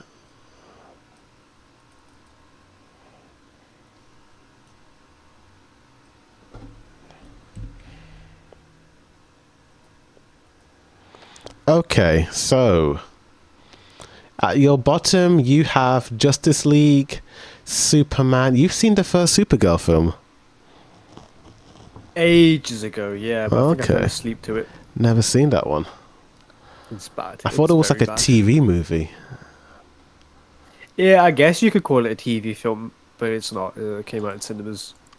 Okay, It's very You bad. like Superman 3 a little bit more than me. What Superman 3 was the one with Richard Pryor, Ah, right? Gene That one Wilder's was best okay. friend, yeah. Yeah, that one's good. And you It was have Dawn okay. of Justice at the bottom as well. To be fair, like, the more I think about it, the more I think Dawn of Justice should be like a C for me. I did like the Batman moments in that movie, but it was pretty underwhelming. Yeah. Maybe that's why I'm ranking it a bit higher because of Batman. And then you have Man of Steel at C, and Returns, and Superman 2. Wow, you don't like that one.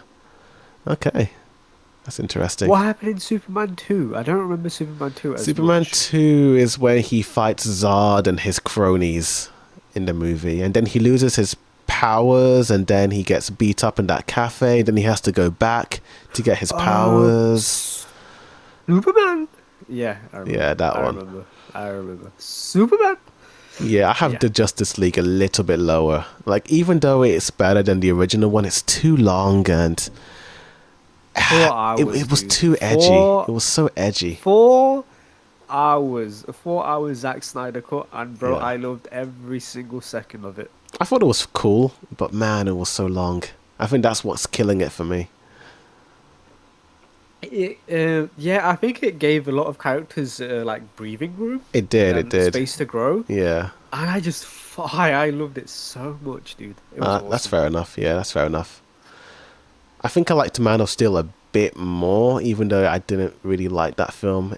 It's a bit more focused. It's just one character that you're focusing on.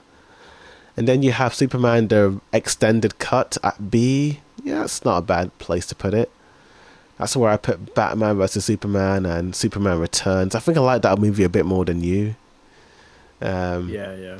then you have A, Justice League, and Superman 1. Okay, okay. So you and I have a very different opinion on Superman. I prefer the original one more than Yeah. the remake. What is... Because when we Yeah, talk about long films, bro, the original Superman film is so long, it and he is. fights no one. But I don't know, like, I just like the vibe of it. I think John Williams' score helped as well, and the 70s Yeah, it did some aesthetic. heavy lifting. It did some heavy lifting Yeah. in that film. I just feel like with the remake that came out last year, it felt more like a team up movie, like a Justice League movie with all those super people. It didn't feel like a solo Yeah. Superman movie, you know. And I think I wanted a bit more of that than like a Justice team, you know. I think that's sort of what made me not really get into it as much. Yeah. But yeah, that's not a bad list, you know. Never seen Injustice before. Don't know what that's all about. Injustice is the one where Joker kills Lois Lane while she was pregnant, and Okay. then Superman's like, "Well, f all of this crap. The love of my life just died. My unborn child is dead. I'm just gonna start murdering villains because screw this place, screw Earth. As Earth is gonna be in under my control, and that's basically what Injustice is, where Superman, good guy, becomes the bad guy. Interesting. Okay. I didn't know that. Like, like he basically rules the Earth now. Is essentially what that is, He because rules the earth. Interesting. it's like it'll be shaped in his image, and no more like lawlessness, no more like bad people getting away with it. Like prison isn't enough. You need to be dead. Is basically what it is. Interesting. Okay. Okay. It's pretty good. It's Yeah. Yeah, I don't know what it is. When I look at this list, you know, even though I'm rating it like A's and B's and S's, it still doesn't compete with Marvel, you know? Like Marvel's best. I feel like Of DC's course, yeah. best is like Marvel's okay, you know? I just feel like Marvel just, they know what to do, you know, with those characters. I think because DC keep rebooting these characters over and over again. They do that with Spider-Man, but that's it. You know, Spider-Man is the only rebooted character, and maybe the Hulk, but that's it, you know. Superman, we've had like 3 or 4 of them in my lifetime. It's crazy. Yeah, Batman, we've yeah. had like 3, 4, 5 of them. You know, it's a bit It's a good exhausting, point you you make there. know. This is Marvel's first actual run of making like Yeah. movies, and they haven't rebooted anyone. Except for Spider-Man and the Hulk, but that's it. That's Just 2. outside of the MCU. Yeah, that's outside. That was, That's like yeah. This studio, is like, because yeah, yeah. That's but like a Sony thing, and yeah, a who owns the Hulk again? I forgot. Universal. Paramount, Universal. Right, right. But like, honestly, it's a pretty good track record, to be honest with you. Like, not Yeah, rebooting. Well, they will have a reboot after yeah. Doomsday, but But I so mean, far it's been it's been so good. good. I think that's why I like the MCU more, because they've been more consistent with the characters. You know, even though Brand New World was a bit, Brave New World was a bit mediocre, it was still cool seeing the characters we've known for many years in that film. Yeah. Whereas, like, rebooting Superman again, I'm like, oh man. Especially when Superman died in 2013 or 14 in that Batman v Superman movie. Then he comes back. It's like, you can't be invested in Superman because he's immortal, you know? He's going to come back and then, He's Goku for me. That's yeah. how I see it. It's just it's not interesting when a Even, character is yeah. unbeatable. Yeah, even Batman to an extent, you know. They're never going to kill him. No, yeah, but it's more of like you can barely harm Superman. He's literally a man of steel, and the only thing that can hurt him is the kryptonite. And that's why I really like James Gunn's Superman, because it showed Lex Luthor's ruthlessness and his genius of like how to like stop this like this godly being. And dude, it bro, I would put it up there with the other Marvel movies. To be honest, it Hmm. was actually really good. I mean, I like And the that's why I'm film, just but disappointed. That's why yeah. I'm disappointed with Supergirl. Like just Yeah. hearing about it. Like I this is mean, the second one I out of mean, your like this is lineup. like a huge step down over that Superman movie. Massive, massive. Shocked. It's like, whoa. It's a bit jarring as well because Superman was so bright and fun, but this one felt really like dreary, you know, and all that. I wonder where they go from here. Like, what's next? What's the The next next movie? one is Clayface in October. Right, the horror film. This is another thing I don't like. It's just too many different genres and too many different TV shows and animated shows and then movies are all, but they're all intertwined. Like some of them are rated R, some of them aren't.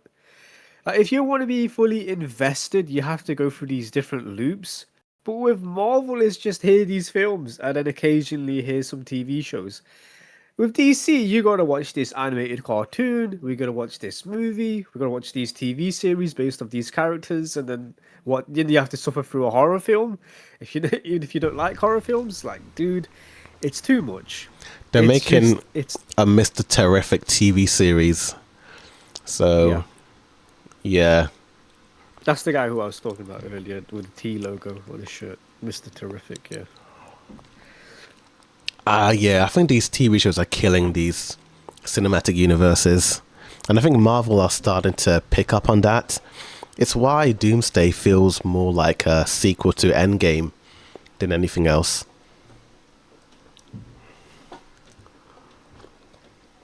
Yeah, they want to get what phase are we in right now? Phase five or Number phase 6. six?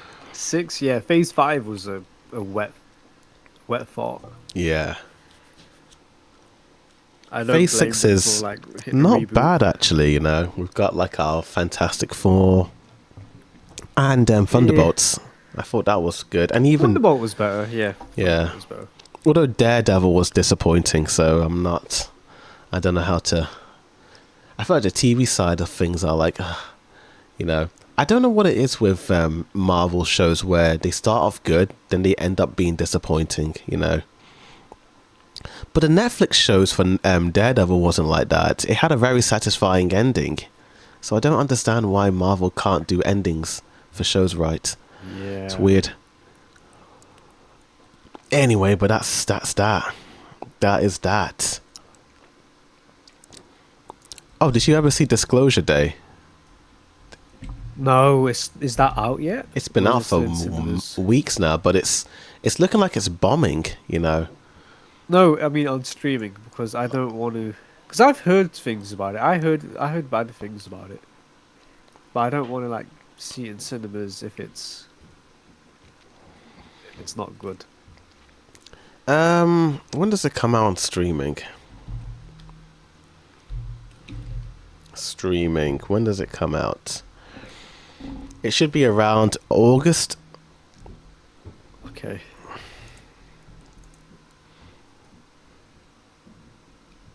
But wait. Oh no, never mind. Never mind. That's pre-order, not order.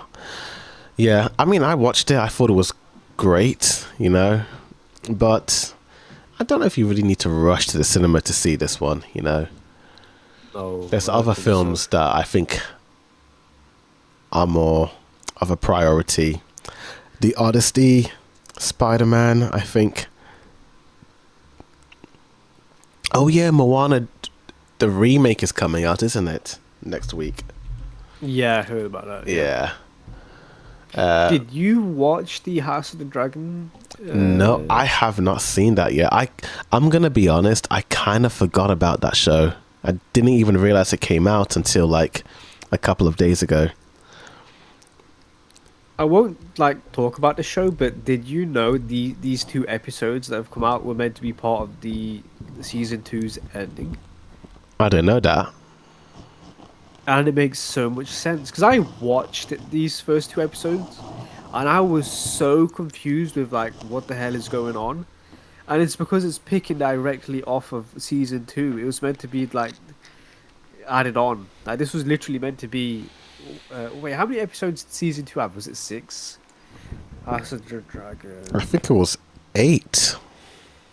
It was a lot shorter. I think it was And then not okay, 10. so then that was supposed to be episode 9 and episode 10.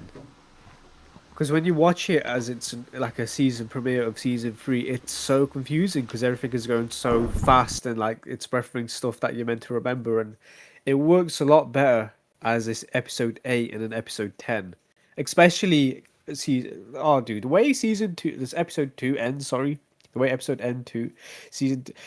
Sorry, I can't speak. The way episode two ends of season three is like, wow, we might as well just wrap the entire show up because what else is this show about? I'm surprised they've done that so quickly. But yeah, I won't Interesting. get into it. But it was like, wow, that's a yeah. I have no idea what House of the Dragon's about anymore. Did you hear that the showrunner is sort of straying away from George's book? I did hear that, and that might happen towards the end of the show. I'm assuming not these first two episodes because these first two episodes were part of season two. Okay. So far, I've not seen anything of episode three. Interesting. Sorry, I have. It's weird. I haven't seen anything of the first episode of season three yet because it hasn't come out yet. If that makes sense, because the first two episodes of season three were meant to be part of season two. So basically, what I'm trying to say is, as soon as season three actually starts, then we can judge how it is. If Yeah. that makes sense, because these first two episodes were made with the other batch of episodes of season two, but Oh, they that didn't makes include it sense. in season two. That's what I'm Interesting. trying to say. Sorry. Okay, yeah, that makes Yeah. sense.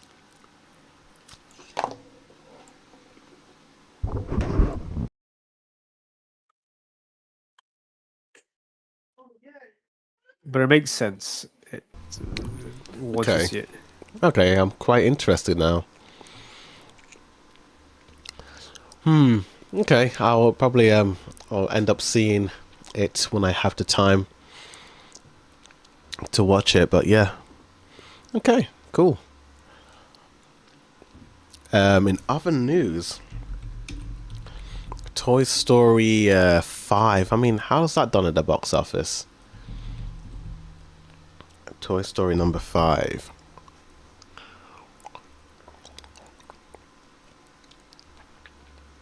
It's now projected to make $1 billion. Could end up becoming the biggest film franchise. I mean, the biggest film in the franchise, which is kind of crazy, you know. Is it crazy? It's to be fair, it's not Toy Story. surprising. Yeah, Yeah. it is Toy Story after all. It's I've been the emergency glass for $1 billion. That's what that is. it's like a guaranteed $1 billion hit because it's, you know, Toy Story. And no, there's a lot of people who thought that it should have ended on Toy Story 3 and just been a trilogy, but you know, Disney are Disney at the end of the day. They're not going to just leave it alone. I do like the character growth, though. The way Woody's designed. I do like that. Like he's a bit fatter and he has a bald spot. That's pretty cool. Yeah. I think they're trying to do like another trilogy, you know. The first trilogy was the Andy trilogy. This trilogy is the Bonnie trilogy. I think that's sort of the direction they're going. Yeah. I don't actually mind that, to be honest. I think, because I feel like if they are, you know, yeah, make a Toy Story 6, end the trilogy, you know. Yeah, I mean, yeah. I would probably say if I'm looking at all the movies, I'd probably rank number 1 as the best one, like the first one. I think that was like the best one. And then I think it goes like 1, 3, 2, 5, 4, if I'm going to rank it. Yeah, I would agree with you. Without seeing 5, same. Yeah, I mean, they're all pretty much 10 out of 10s, even the 4th and the 5th one, you know. I don't know how Pixar do it, but I still like the film a lot. I thought it was going to be like, oh no, here we go again. Because I didn't really, I mean, I like Toy Story 4, but it was a bit like, But this one feels more like the original trilogy, you know. It kind of goes back to the toys and play, instead of Woody being out in the big wide world and it's just the toys on the road, you know. Then it feels more like Toy Story 2, actually, if I'm being honest. Like, if you're a big fan of that one, you're going to like this one. It's like a Toy Story 2.5, essentially. Interesting, okay. Yeah. There were some aspects I did like with 2, but then there's some parts I didn't like. I didn't like them searching for Woody, how they left the house. Yeah, I didn't like the Buzz and the Zurg stuff. I thought that was like, okay, that's a bit too much. Yeah. But it's mainly the Jessie stuff, you know, it's like a continuation of her backstory that feels more like that. Even Buzz, like, there's a lot more, because in the second one there's like those other Buzz dolls, you know, and this one there's more Buzzes in this one, so it's kind of like that. But yeah, that is a Toy Story. But yeah, on the next list it's Yu-Gi-Oh! And Beyblade. So this is an interesting one. So I watched these episodes like weeks ago because so I feel like what I've seen. Yeah. So I guess I'll start off with Yu-Gi-Oh! And good thing I wrote the notes down, because if I didn't, I would have forgotten all about it, you know. Okay, so how many did I do? 40, 42, 3, 4. Okay, I did 5 episodes. That's not too bad. Okay, so let's read the notes. Yu-Gi-Oh! So what did I say? Wow, I just got spoiled on the future of Yu-Gi-Oh! By watching an Attack on Titan review video. Damn it, Zaffy. So Yu-Gi-Oh! Teams up with the future main characters in a movie? Wow. Yeah, it's not canon though. Okay, yeah. that's what I thought, but I was like, whoa, okay, that's a big spoiler. So episode 40, wow, I am surprised Pegasus restored the souls from the cards. He really is a man of honor. I actually respected him in that moment. I thought he would trick the Yugi gang, but the cards actually got restored to the owners of the bodies. So the cards evil Bakura uses to predict Pegasus' state of mind, what was all that about? That one card that represents the present reveals that Pegasus has been faking being evil? Was it really just an act to prevent people from seeing that he has and always has a heart and cares to restore the blonde girl that he fell in love with? I really enjoyed the flashback of Pegasus going around Egypt looking for what was it, the millennial puzzle. I like the explanation of the millennial items. So an arrow man sealed these energy things into Yu-Gi-Oh cards or the millennial puzzles. Episode 42. Did inner Yugi spirit just reveal that he is an Egyptian pharaoh from the ancient times? That was surprising. This arc ended on such a high note. The filler guide told me to only watch up to 6 minutes, as that is where a filler little girl character appears. Now this arc has come to an end. Let me fully review the arc. I thought all the character interactions and flashbacks were pretty good and the best part of the arc. I was more interested in the drama with the characters than the Yu-Gi-Oh battles. So around here I skipped 3, 4, 5, like 4 episodes of filler. Filler episodes. So I'm on episode 46. Do you remember what these filler episodes were meant to be about? It's like this little girl who battles Yu-Gi-Oh! Yugi. Oh, the machine. It's like a little blonde girl. Okay. Yeah. I get it. Yeah, I remember. It's basically they fight this machine, this AI system or whatnot, and the little girl's part of the whatever. But yeah. So the new arc pretty much takes place after the Pegasus arc. So episode 46. So I skipped all the filler episodes, and wow, this episode really does not mention the filler blonde girl at all.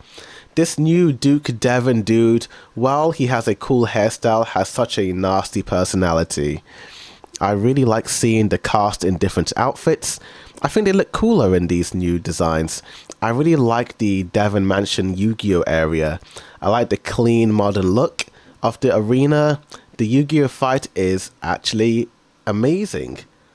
Very interesting than the Pegasus battles.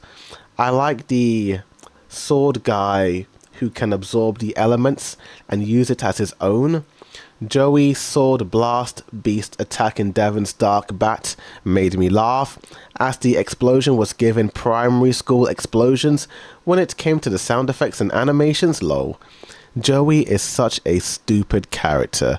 It is so obvious that he was going to lose. He got way too cocky and made a dumb bet. No wonder Kaiba treats him like garbage. I feel that Joey does this to himself. I'm starting to not feel bad for him. But I did feel bad for him when he got bullied by Devon. Devon's voice actor went hard towards the halfway point, attacking Joey's goblins. The cheerleader girls are very annoying. After this episode, it got so hot for days that I couldn't be bothered to watch anything else. So many days later, I ended up watching the rest of Avatar Season 2, forgot about Yu-Gi-Oh!, and was reminded to rewatch Yu-Gi-Oh! So episode 47 and 48, it was pretty much the same thing. So this game is kind of interesting. The use of the dice makes it feel fresh. It is very interesting that the Yu-Gi-Oh! Monsters are inside the dice. So the dice with all the same patterns on them are weaker but easier to summon. But the dice with different patterns have stronger monsters but are harder to summon. Interesting rules. This Devon dude is very insufferable. Wanting revenge on Yugi, thinking he cheated, so annoying. I can't stand the guy. The Red Dragon Fire Blast, however, did look really cool. Despite the character being unlikable, his monsters do look cool. Both episodes felt like the same thing. It was just slightly different cuts, but it was literally the same battle. So I hope the next episodes will be a bit more interesting. And that's my notes for Yu-Gi-Oh!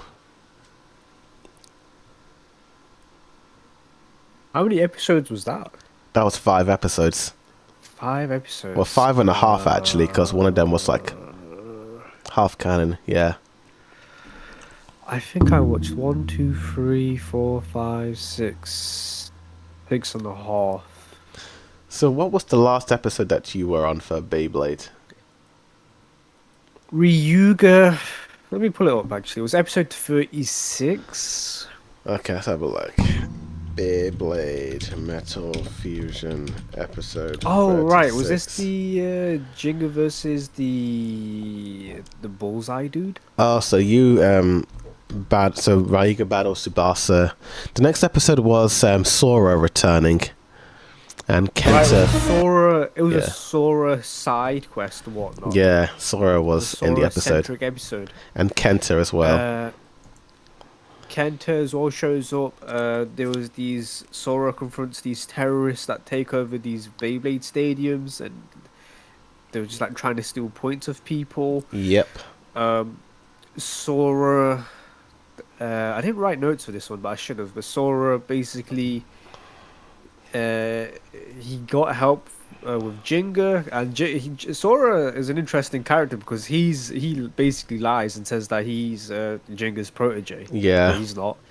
And then he also copies Jinga's like special move, the Pegasus Air Blaster, where Yeah. his It's Beyblade jumps up. Star Blast attack. But Yeah. it's but he doesn't copy it. He turns it into his own special move, and he Yeah. turns it into like an uppercut.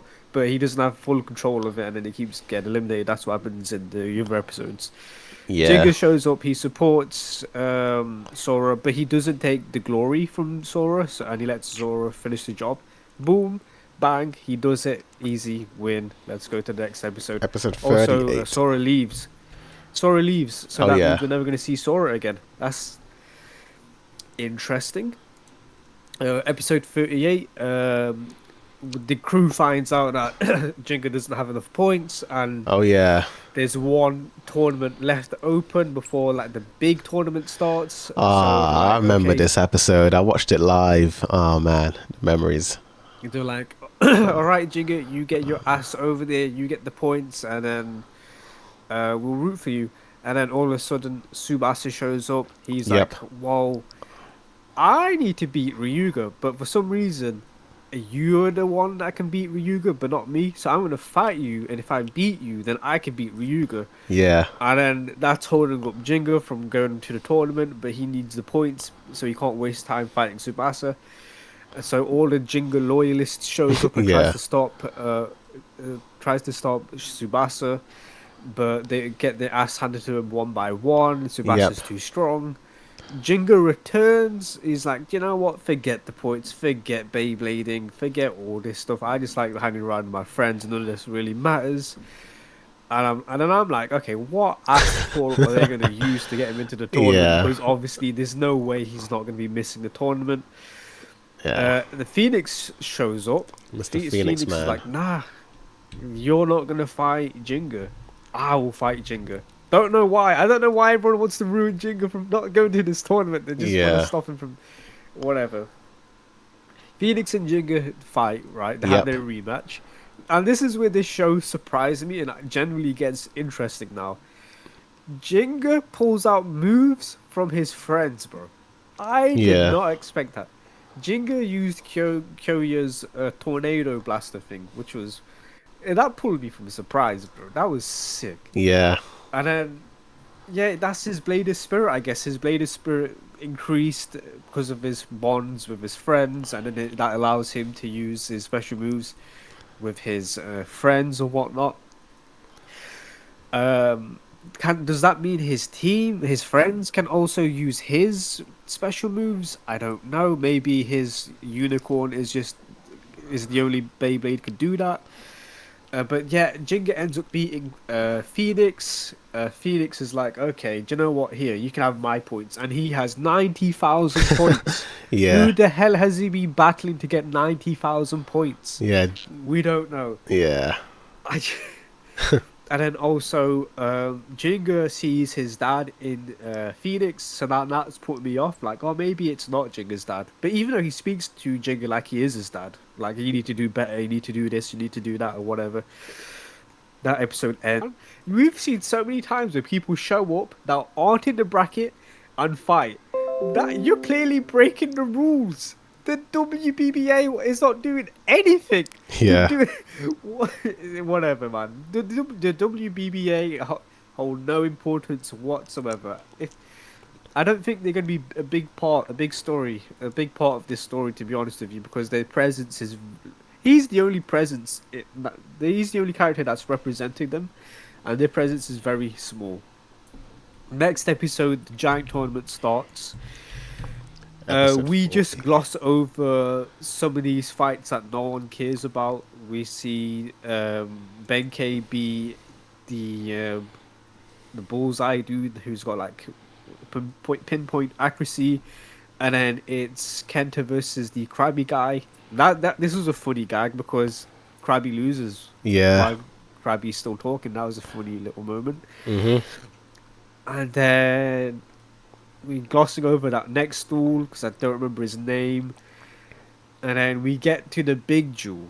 We get Yep. Jinga versus Yuta. Yeah. This is the interesting one Yep.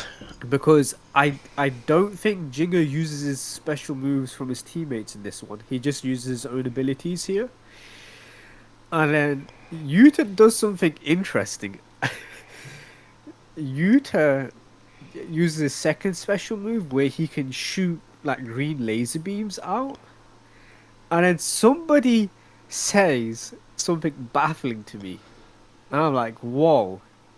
Did this character say that Yuta is shooting like bullets? The green laser beams are fast like bullets? Do bullets exist in this universe? If bullets exist in this universe, that means guns exist in this universe. Mm-hmm. Why aren't the Dark Nebula people using guns when they lose a battle? If you lose a battle in Beyblade, just pull up a 9mm and just shoot the guy. Yeah. But anywho, Yuta Yeah. loses, Mm-hmm. which is expected. But I don't think Yuta's that bummed out because he just loves having like a fun duel or whatnot because he got his ass beaten by Ryuga, and he's not bummed out by it. Next episode, this I did not see this coming. There's another bad Oh guy. yeah. This episode. There's another. Oh yeah. There's Okay, but before we get to there, I'm just gonna gloss over the other fights. We see Tsubasa versus one of the twins. He wins. Yep. We see Kyoya versus uh, one of the bear guys from Dark Nebula, and he wins. he wins, and then we get the Jinga's #1 Glazer Hyoma. Kyoma. Oh, this Jinga, I did this. love you. Oh man. I think last year or 2 years ago, this episode went a bit viral. It was like the clip at the end that went pretty viral. Or two of them, Clip at actually. the end. There were two clips in this episode that went viral on Twitter. But we'll get to that. You continue. Okay, Yeah. just bring up the clip. So yeah, just Kyoya show. Was that his name, Kyoya? The green guy is Kyoya. Oh, Hyoma is Guy- the glazer. Hyoma. Hyoma with a H. Kyoma versus this snake dude. Yeah. Very his name- interesting guy. We've yeah. not seen him before. Oh man, I forgot it. Oh And yeah. And I think at one moment his Beyblade spin to the left, I think. I'm not sure. Maybe I was seeing shit. It's hard to tell because his Beyblades are spinning too fast. And then he gets into Kyoma's psyche and then Yep. breaks his will. Yep. That was awesome. Yeah. And Kyoma starts freaking the fuck out. Yeah. He was panicking. He's like, I don't want a Beyblade no more. That was the And then scene. Kyoma's Yeah, that was the scene. It was towards the end where he's like spazzing out. That was the scene that went viral. And it was like, I think it was quoted saying, Beyblade ain't that serious. Why is this guy having a panic attack? Yeah. Dude, this is awesome. I Yeah. love this. I loved every single second of it. And Yeah. then, like, he breaks his Beyblade. His Yeah. Beyblade is breaking into pieces. Like Yep. his Blade of Spirit was breaking into pieces. He had no control over it. Yeah. This snake guy just comes out of nowhere. They call him the true number 2 to Ryuga. Mm-hmm. It wasn't Yuta. Yuta was never the number two. It was this guy. He just showed up out of Yep. nowhere with his snake abilities, breaking people's will. And then Kyoma is left devastated, crying on the Yeah, ground. that Like, was the whoa! viral scene. Yeah, that was the viral I scene. apologize for calling you a Jinga buttlicker, bro. I am so sorry. This is actually devastating. I Yeah. actually felt bad. Yeah, I this felt was so sad. bad I for remember him. this episode. Yeah. Holy. I just, The acting was pretty good as that, well. Like he was just really like freaking out. Like it threw me from a loop. Like, I didn't expect this voice actor to do it. yeah. Because all this time we're hearing him speak, like, this is what he sounds like regularly. Like, oh, Jenga. He's like, he gave $10 million to this orphanage. No one could beat Jenga like that. Oh, Jenga, he's such a ray of sunshine and rainbows. Oh, I was like, ah, my Beyblade. It just Yeah. switches up. It's crazy. Yep. Um, then towards the end we Yep. get Ryuga versus Hikaru. This was another This is viral funny. clip as well that went viral on X. This is funny. Yeah. This show has done Hikaru dirty Yep. so many times, bro. Mhm. I can't even count. I was trying to keep my mouth shut about that, but yeah. Bro, Hikaru gives up before he steps into the ring. Yeah. Bro, she gives up. She doesn't want to duel. She chose the wrong profession. I mean, She didn't wanna be can you blame her? It's like she's battling the devil. Like Ryuga was scary in this episode, you know. Bro. Yeah. She's like, F this, I'm out. Bro, she's shaking. She can barely pull up a Beyblade, whatever it's called, the launcher. Yeah. Shaking. Yeah. Ryuga just has so much aura walking into the stadium. He's like, yeah, whatever, dude.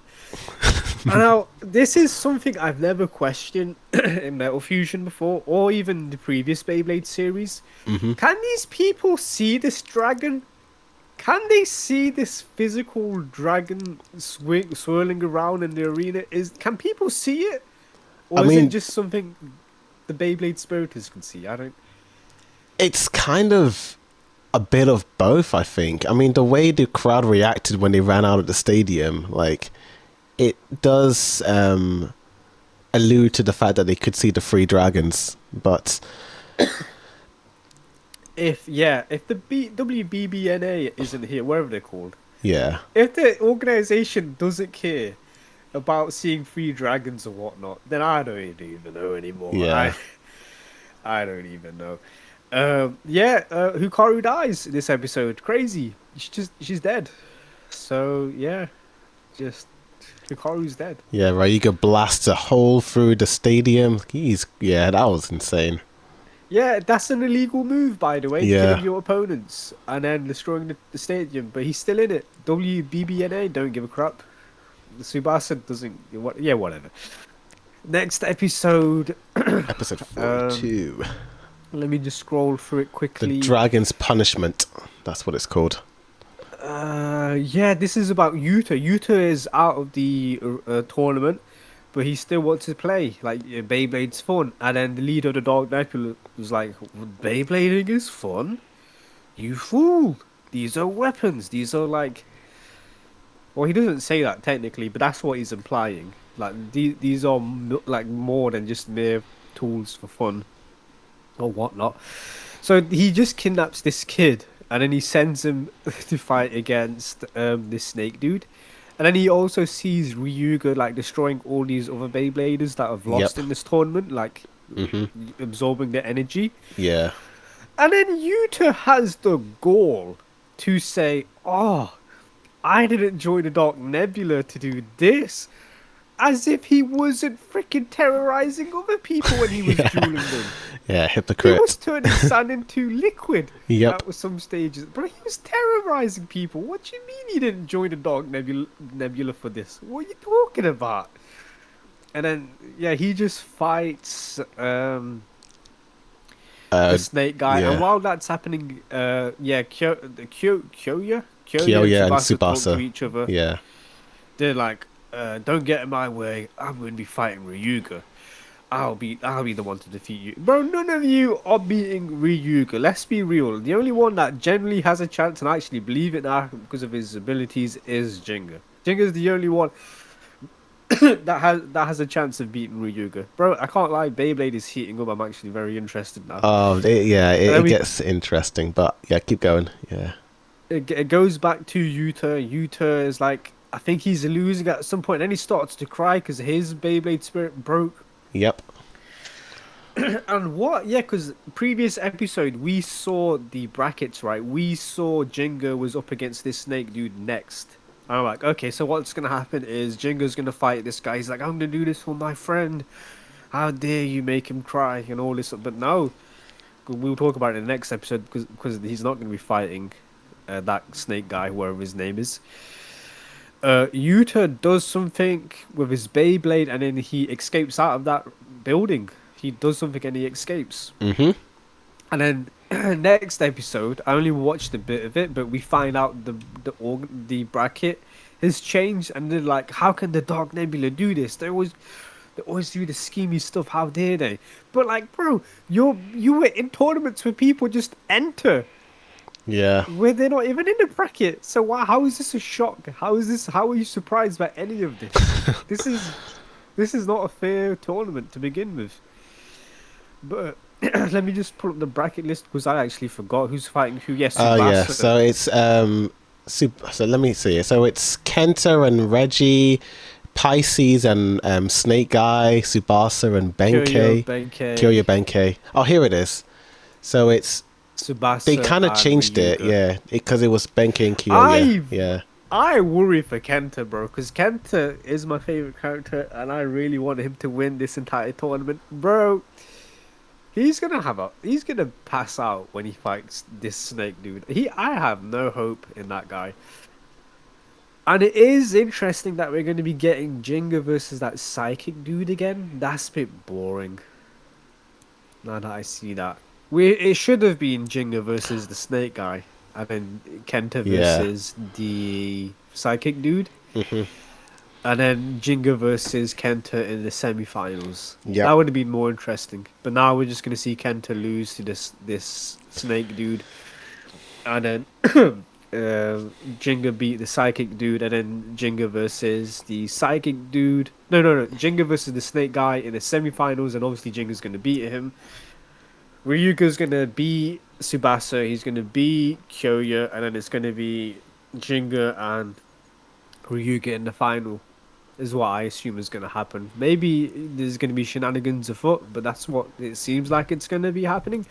But to give credit to this show, it's always subverting your expectations. Every time you think something's going to happen, they always change it up. So I wouldn't be surprised if this doesn't carry out this bracket. So yeah, that's where I'm at the moment. I don't know anything Awesome. else. I mean, you're very close to the end of season 1 of the Metal series. You've only got like 9 episodes. Yeah, Is it you're 5 very episodes? close. 7, 8? I don't know. Oh man, I really want you to watch this. Like, oh man, like, I'm near the end. you know when I recommended Neon Genesis, I kind of wish I recommended you this show back then because Bro, F Neon Genesis. yeah, Sorry, but I hate that show. yeah, Bro, I was so disappointed with Neon Genesis, man. This show is 10 times better. I than think the Neon reason why I Genesis, didn't I'll say that. recommend it is because it was on Nicktoons and I sort of forgot that. I sometimes forget Beyblade is an anime because because I watched it alongside SpongeBob when I was a kid, so I'm like, oh yeah, it's an anime, isn't it? Because it was on Yeah. Nicktoons airing daily and all that. But yeah, it's I recommend you watching it. It's Good show, it's a man. very It's heated up. It got- interesting. It's- After the second fight with Jinga and Phoenix, that's when the show picks up. For me, it Yeah. takes a while because when it comes to anime, it does take a while for me to like get into. Mhm. But that's like with all anime, it takes a while. You just gotta like stick Yeah. through it. I mean, that's why I recommended And you then- this version of Beyblade instead of the original one because it doesn't really do that.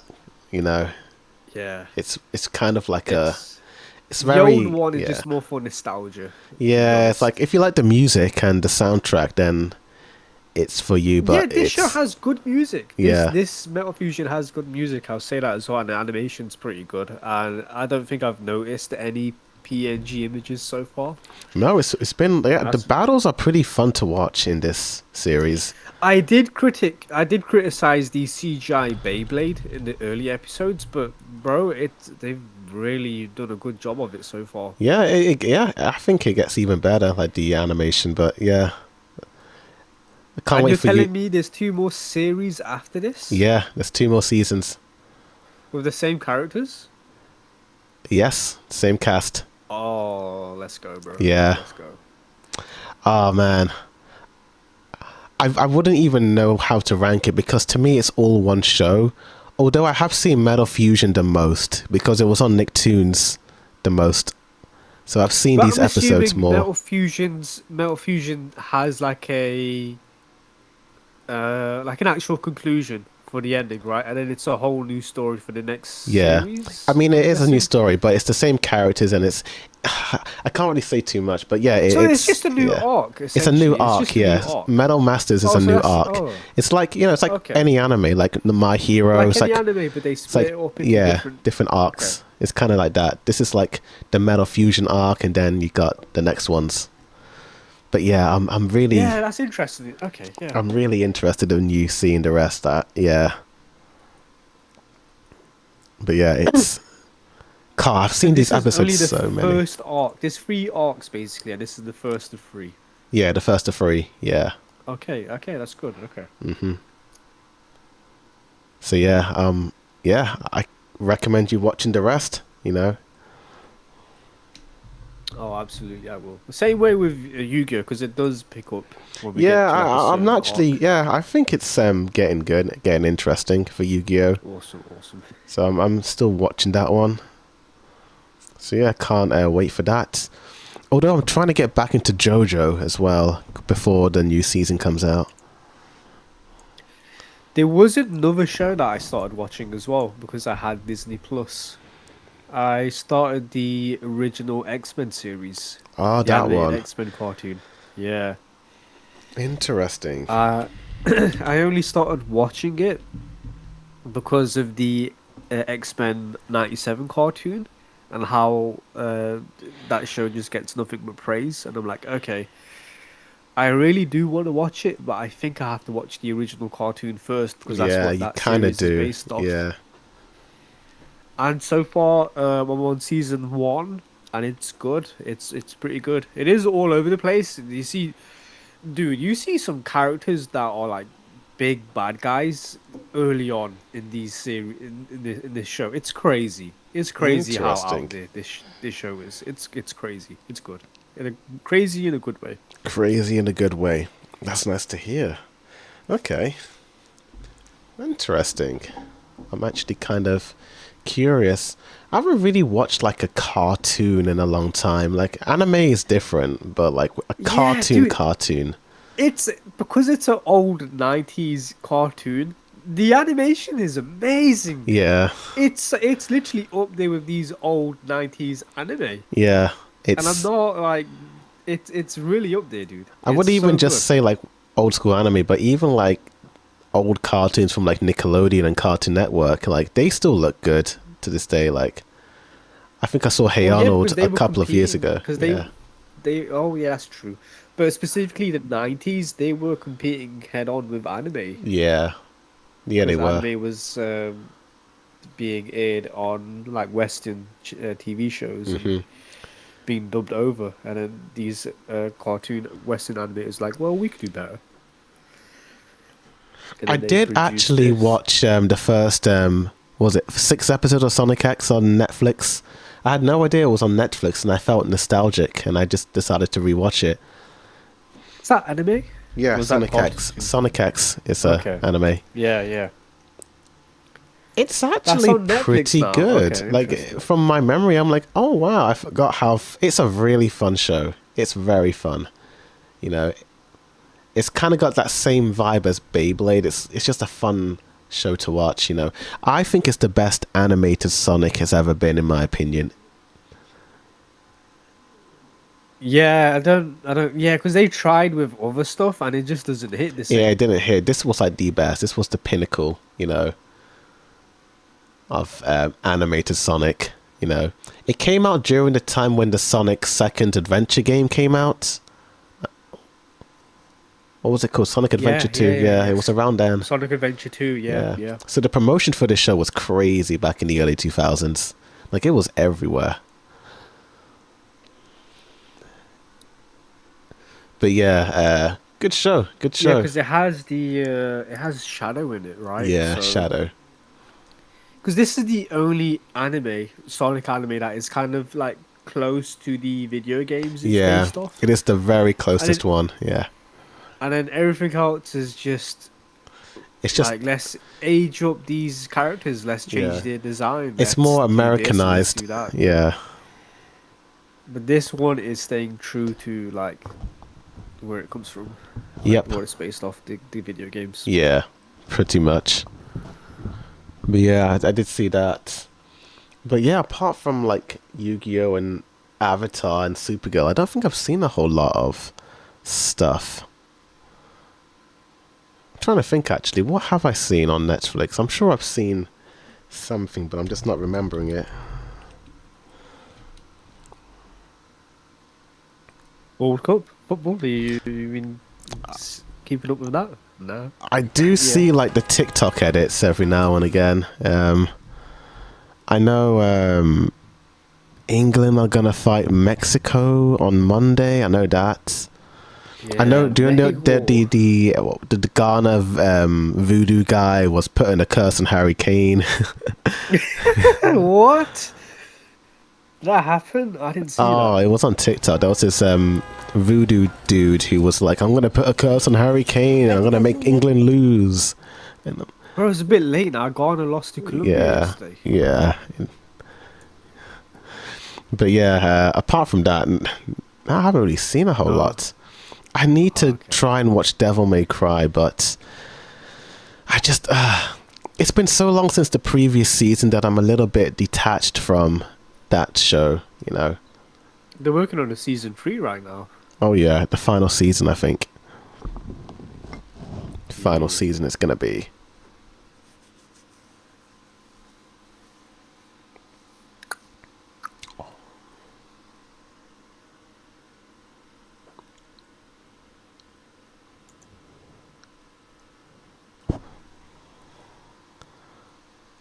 Oh, I'm sure there was a. Oh, let me find it. I think there was a Harry Potter update, but I don't remember where I saved it.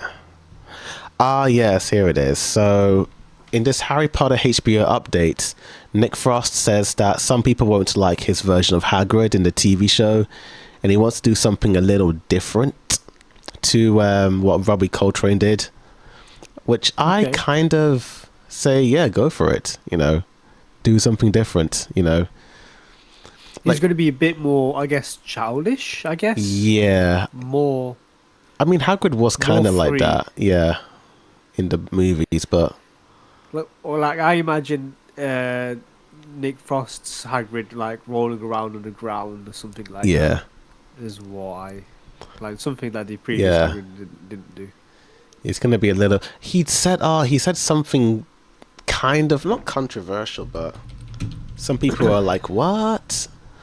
Involving Hagrid. I'm trying to find it. Hagrid. Nick Frost Hagrid.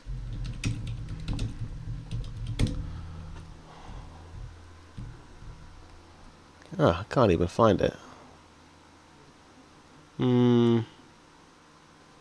He said that he wanted to base this character off that one character from what was that movie called? It's like a 90s prison movie. 90s The prison meme where movie. the guy's like, "Boss, I'm tired." That movie.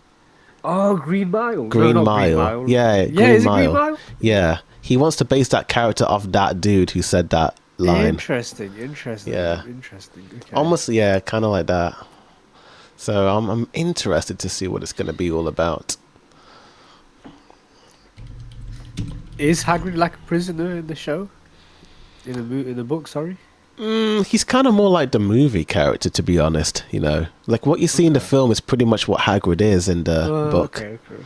You know, I mean, there's a lot more moments where he's like shocking everyone with the crazy creatures in the books. Like Hermione. It's not really a spoiler, but like she was like, "Whoa, Hagrid, you've gone too far." The scene with the giant in the fifth movie. Hermione was a lot more critical of Hagrid in the books, being like, "Hagrid, you can't keep bringing in these monsters in Hogwarts." It was a bit more because Hagrid didn't really care. He sees these monsters as like pets, but I mean, they're not really. They're more. One of them Yeah. did attack Malfoy, but he deserved it in that third film.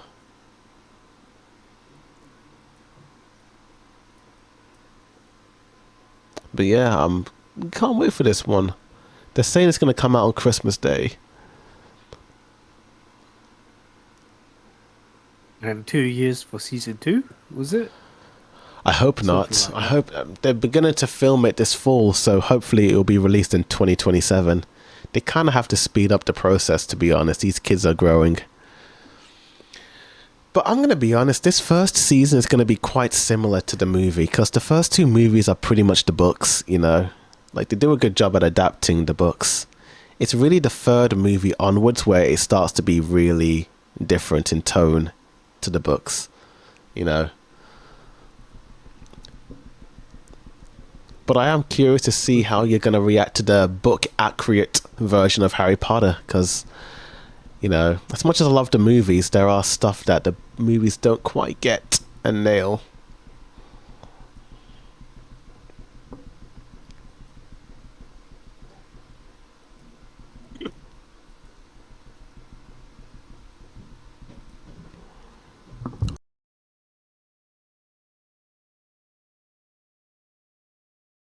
Oh. Are you a big Yeah, how Hunger? long will we do this podcast? 2 hours and 2.5. That's okay. Yeah, that's fine. 2.5. I was going to say, are you a big Hunger Games fan? Not really, to be honest with you. It's a new I watched the trailer that first came film. out. Yeah, the first film, you said? I like the concept of the Hunger Games and the world with the Hunger Games, but I didn't. I think the execution of it wasn't good enough. Yeah, I kind of agree. I think the movies got a little worse as they went along. But this prequel movie does look interesting.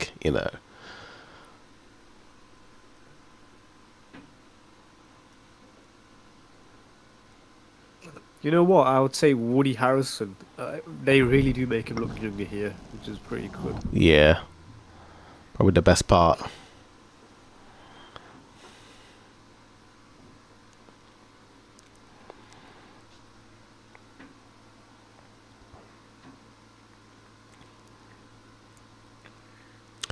But honestly, I think that's all the podcast topics we've done today. I think we covered them all. Yeah, pretty much, dude. Yeah. Yeah. Yeah, I think that's pretty much it for the podcast. So I'll try and catch up with Yu-Gi-Oh! What other big stuff are coming out this week? I Not guess many. House of the Dragon. Yeah, I'll watch that as well. I'll watch that. Yu-Gi-Oh! House of the Dragon. I'll try and catch up on that. Yeah, I think so. Not many movies coming out, I don't think. It's not a whole lot of movies. Oh, Nah, just a big I will one, try and watch that Unbreakable movie with that you recommended. I will Oh, try and watch that. yeah, dude. Yeah, Yeah. I will try and watch that. I think it's on Disney Nice, dude. Plus. I think it was on Netflix as well. I'm pretty sure, but you have to fact check me on that. But yeah.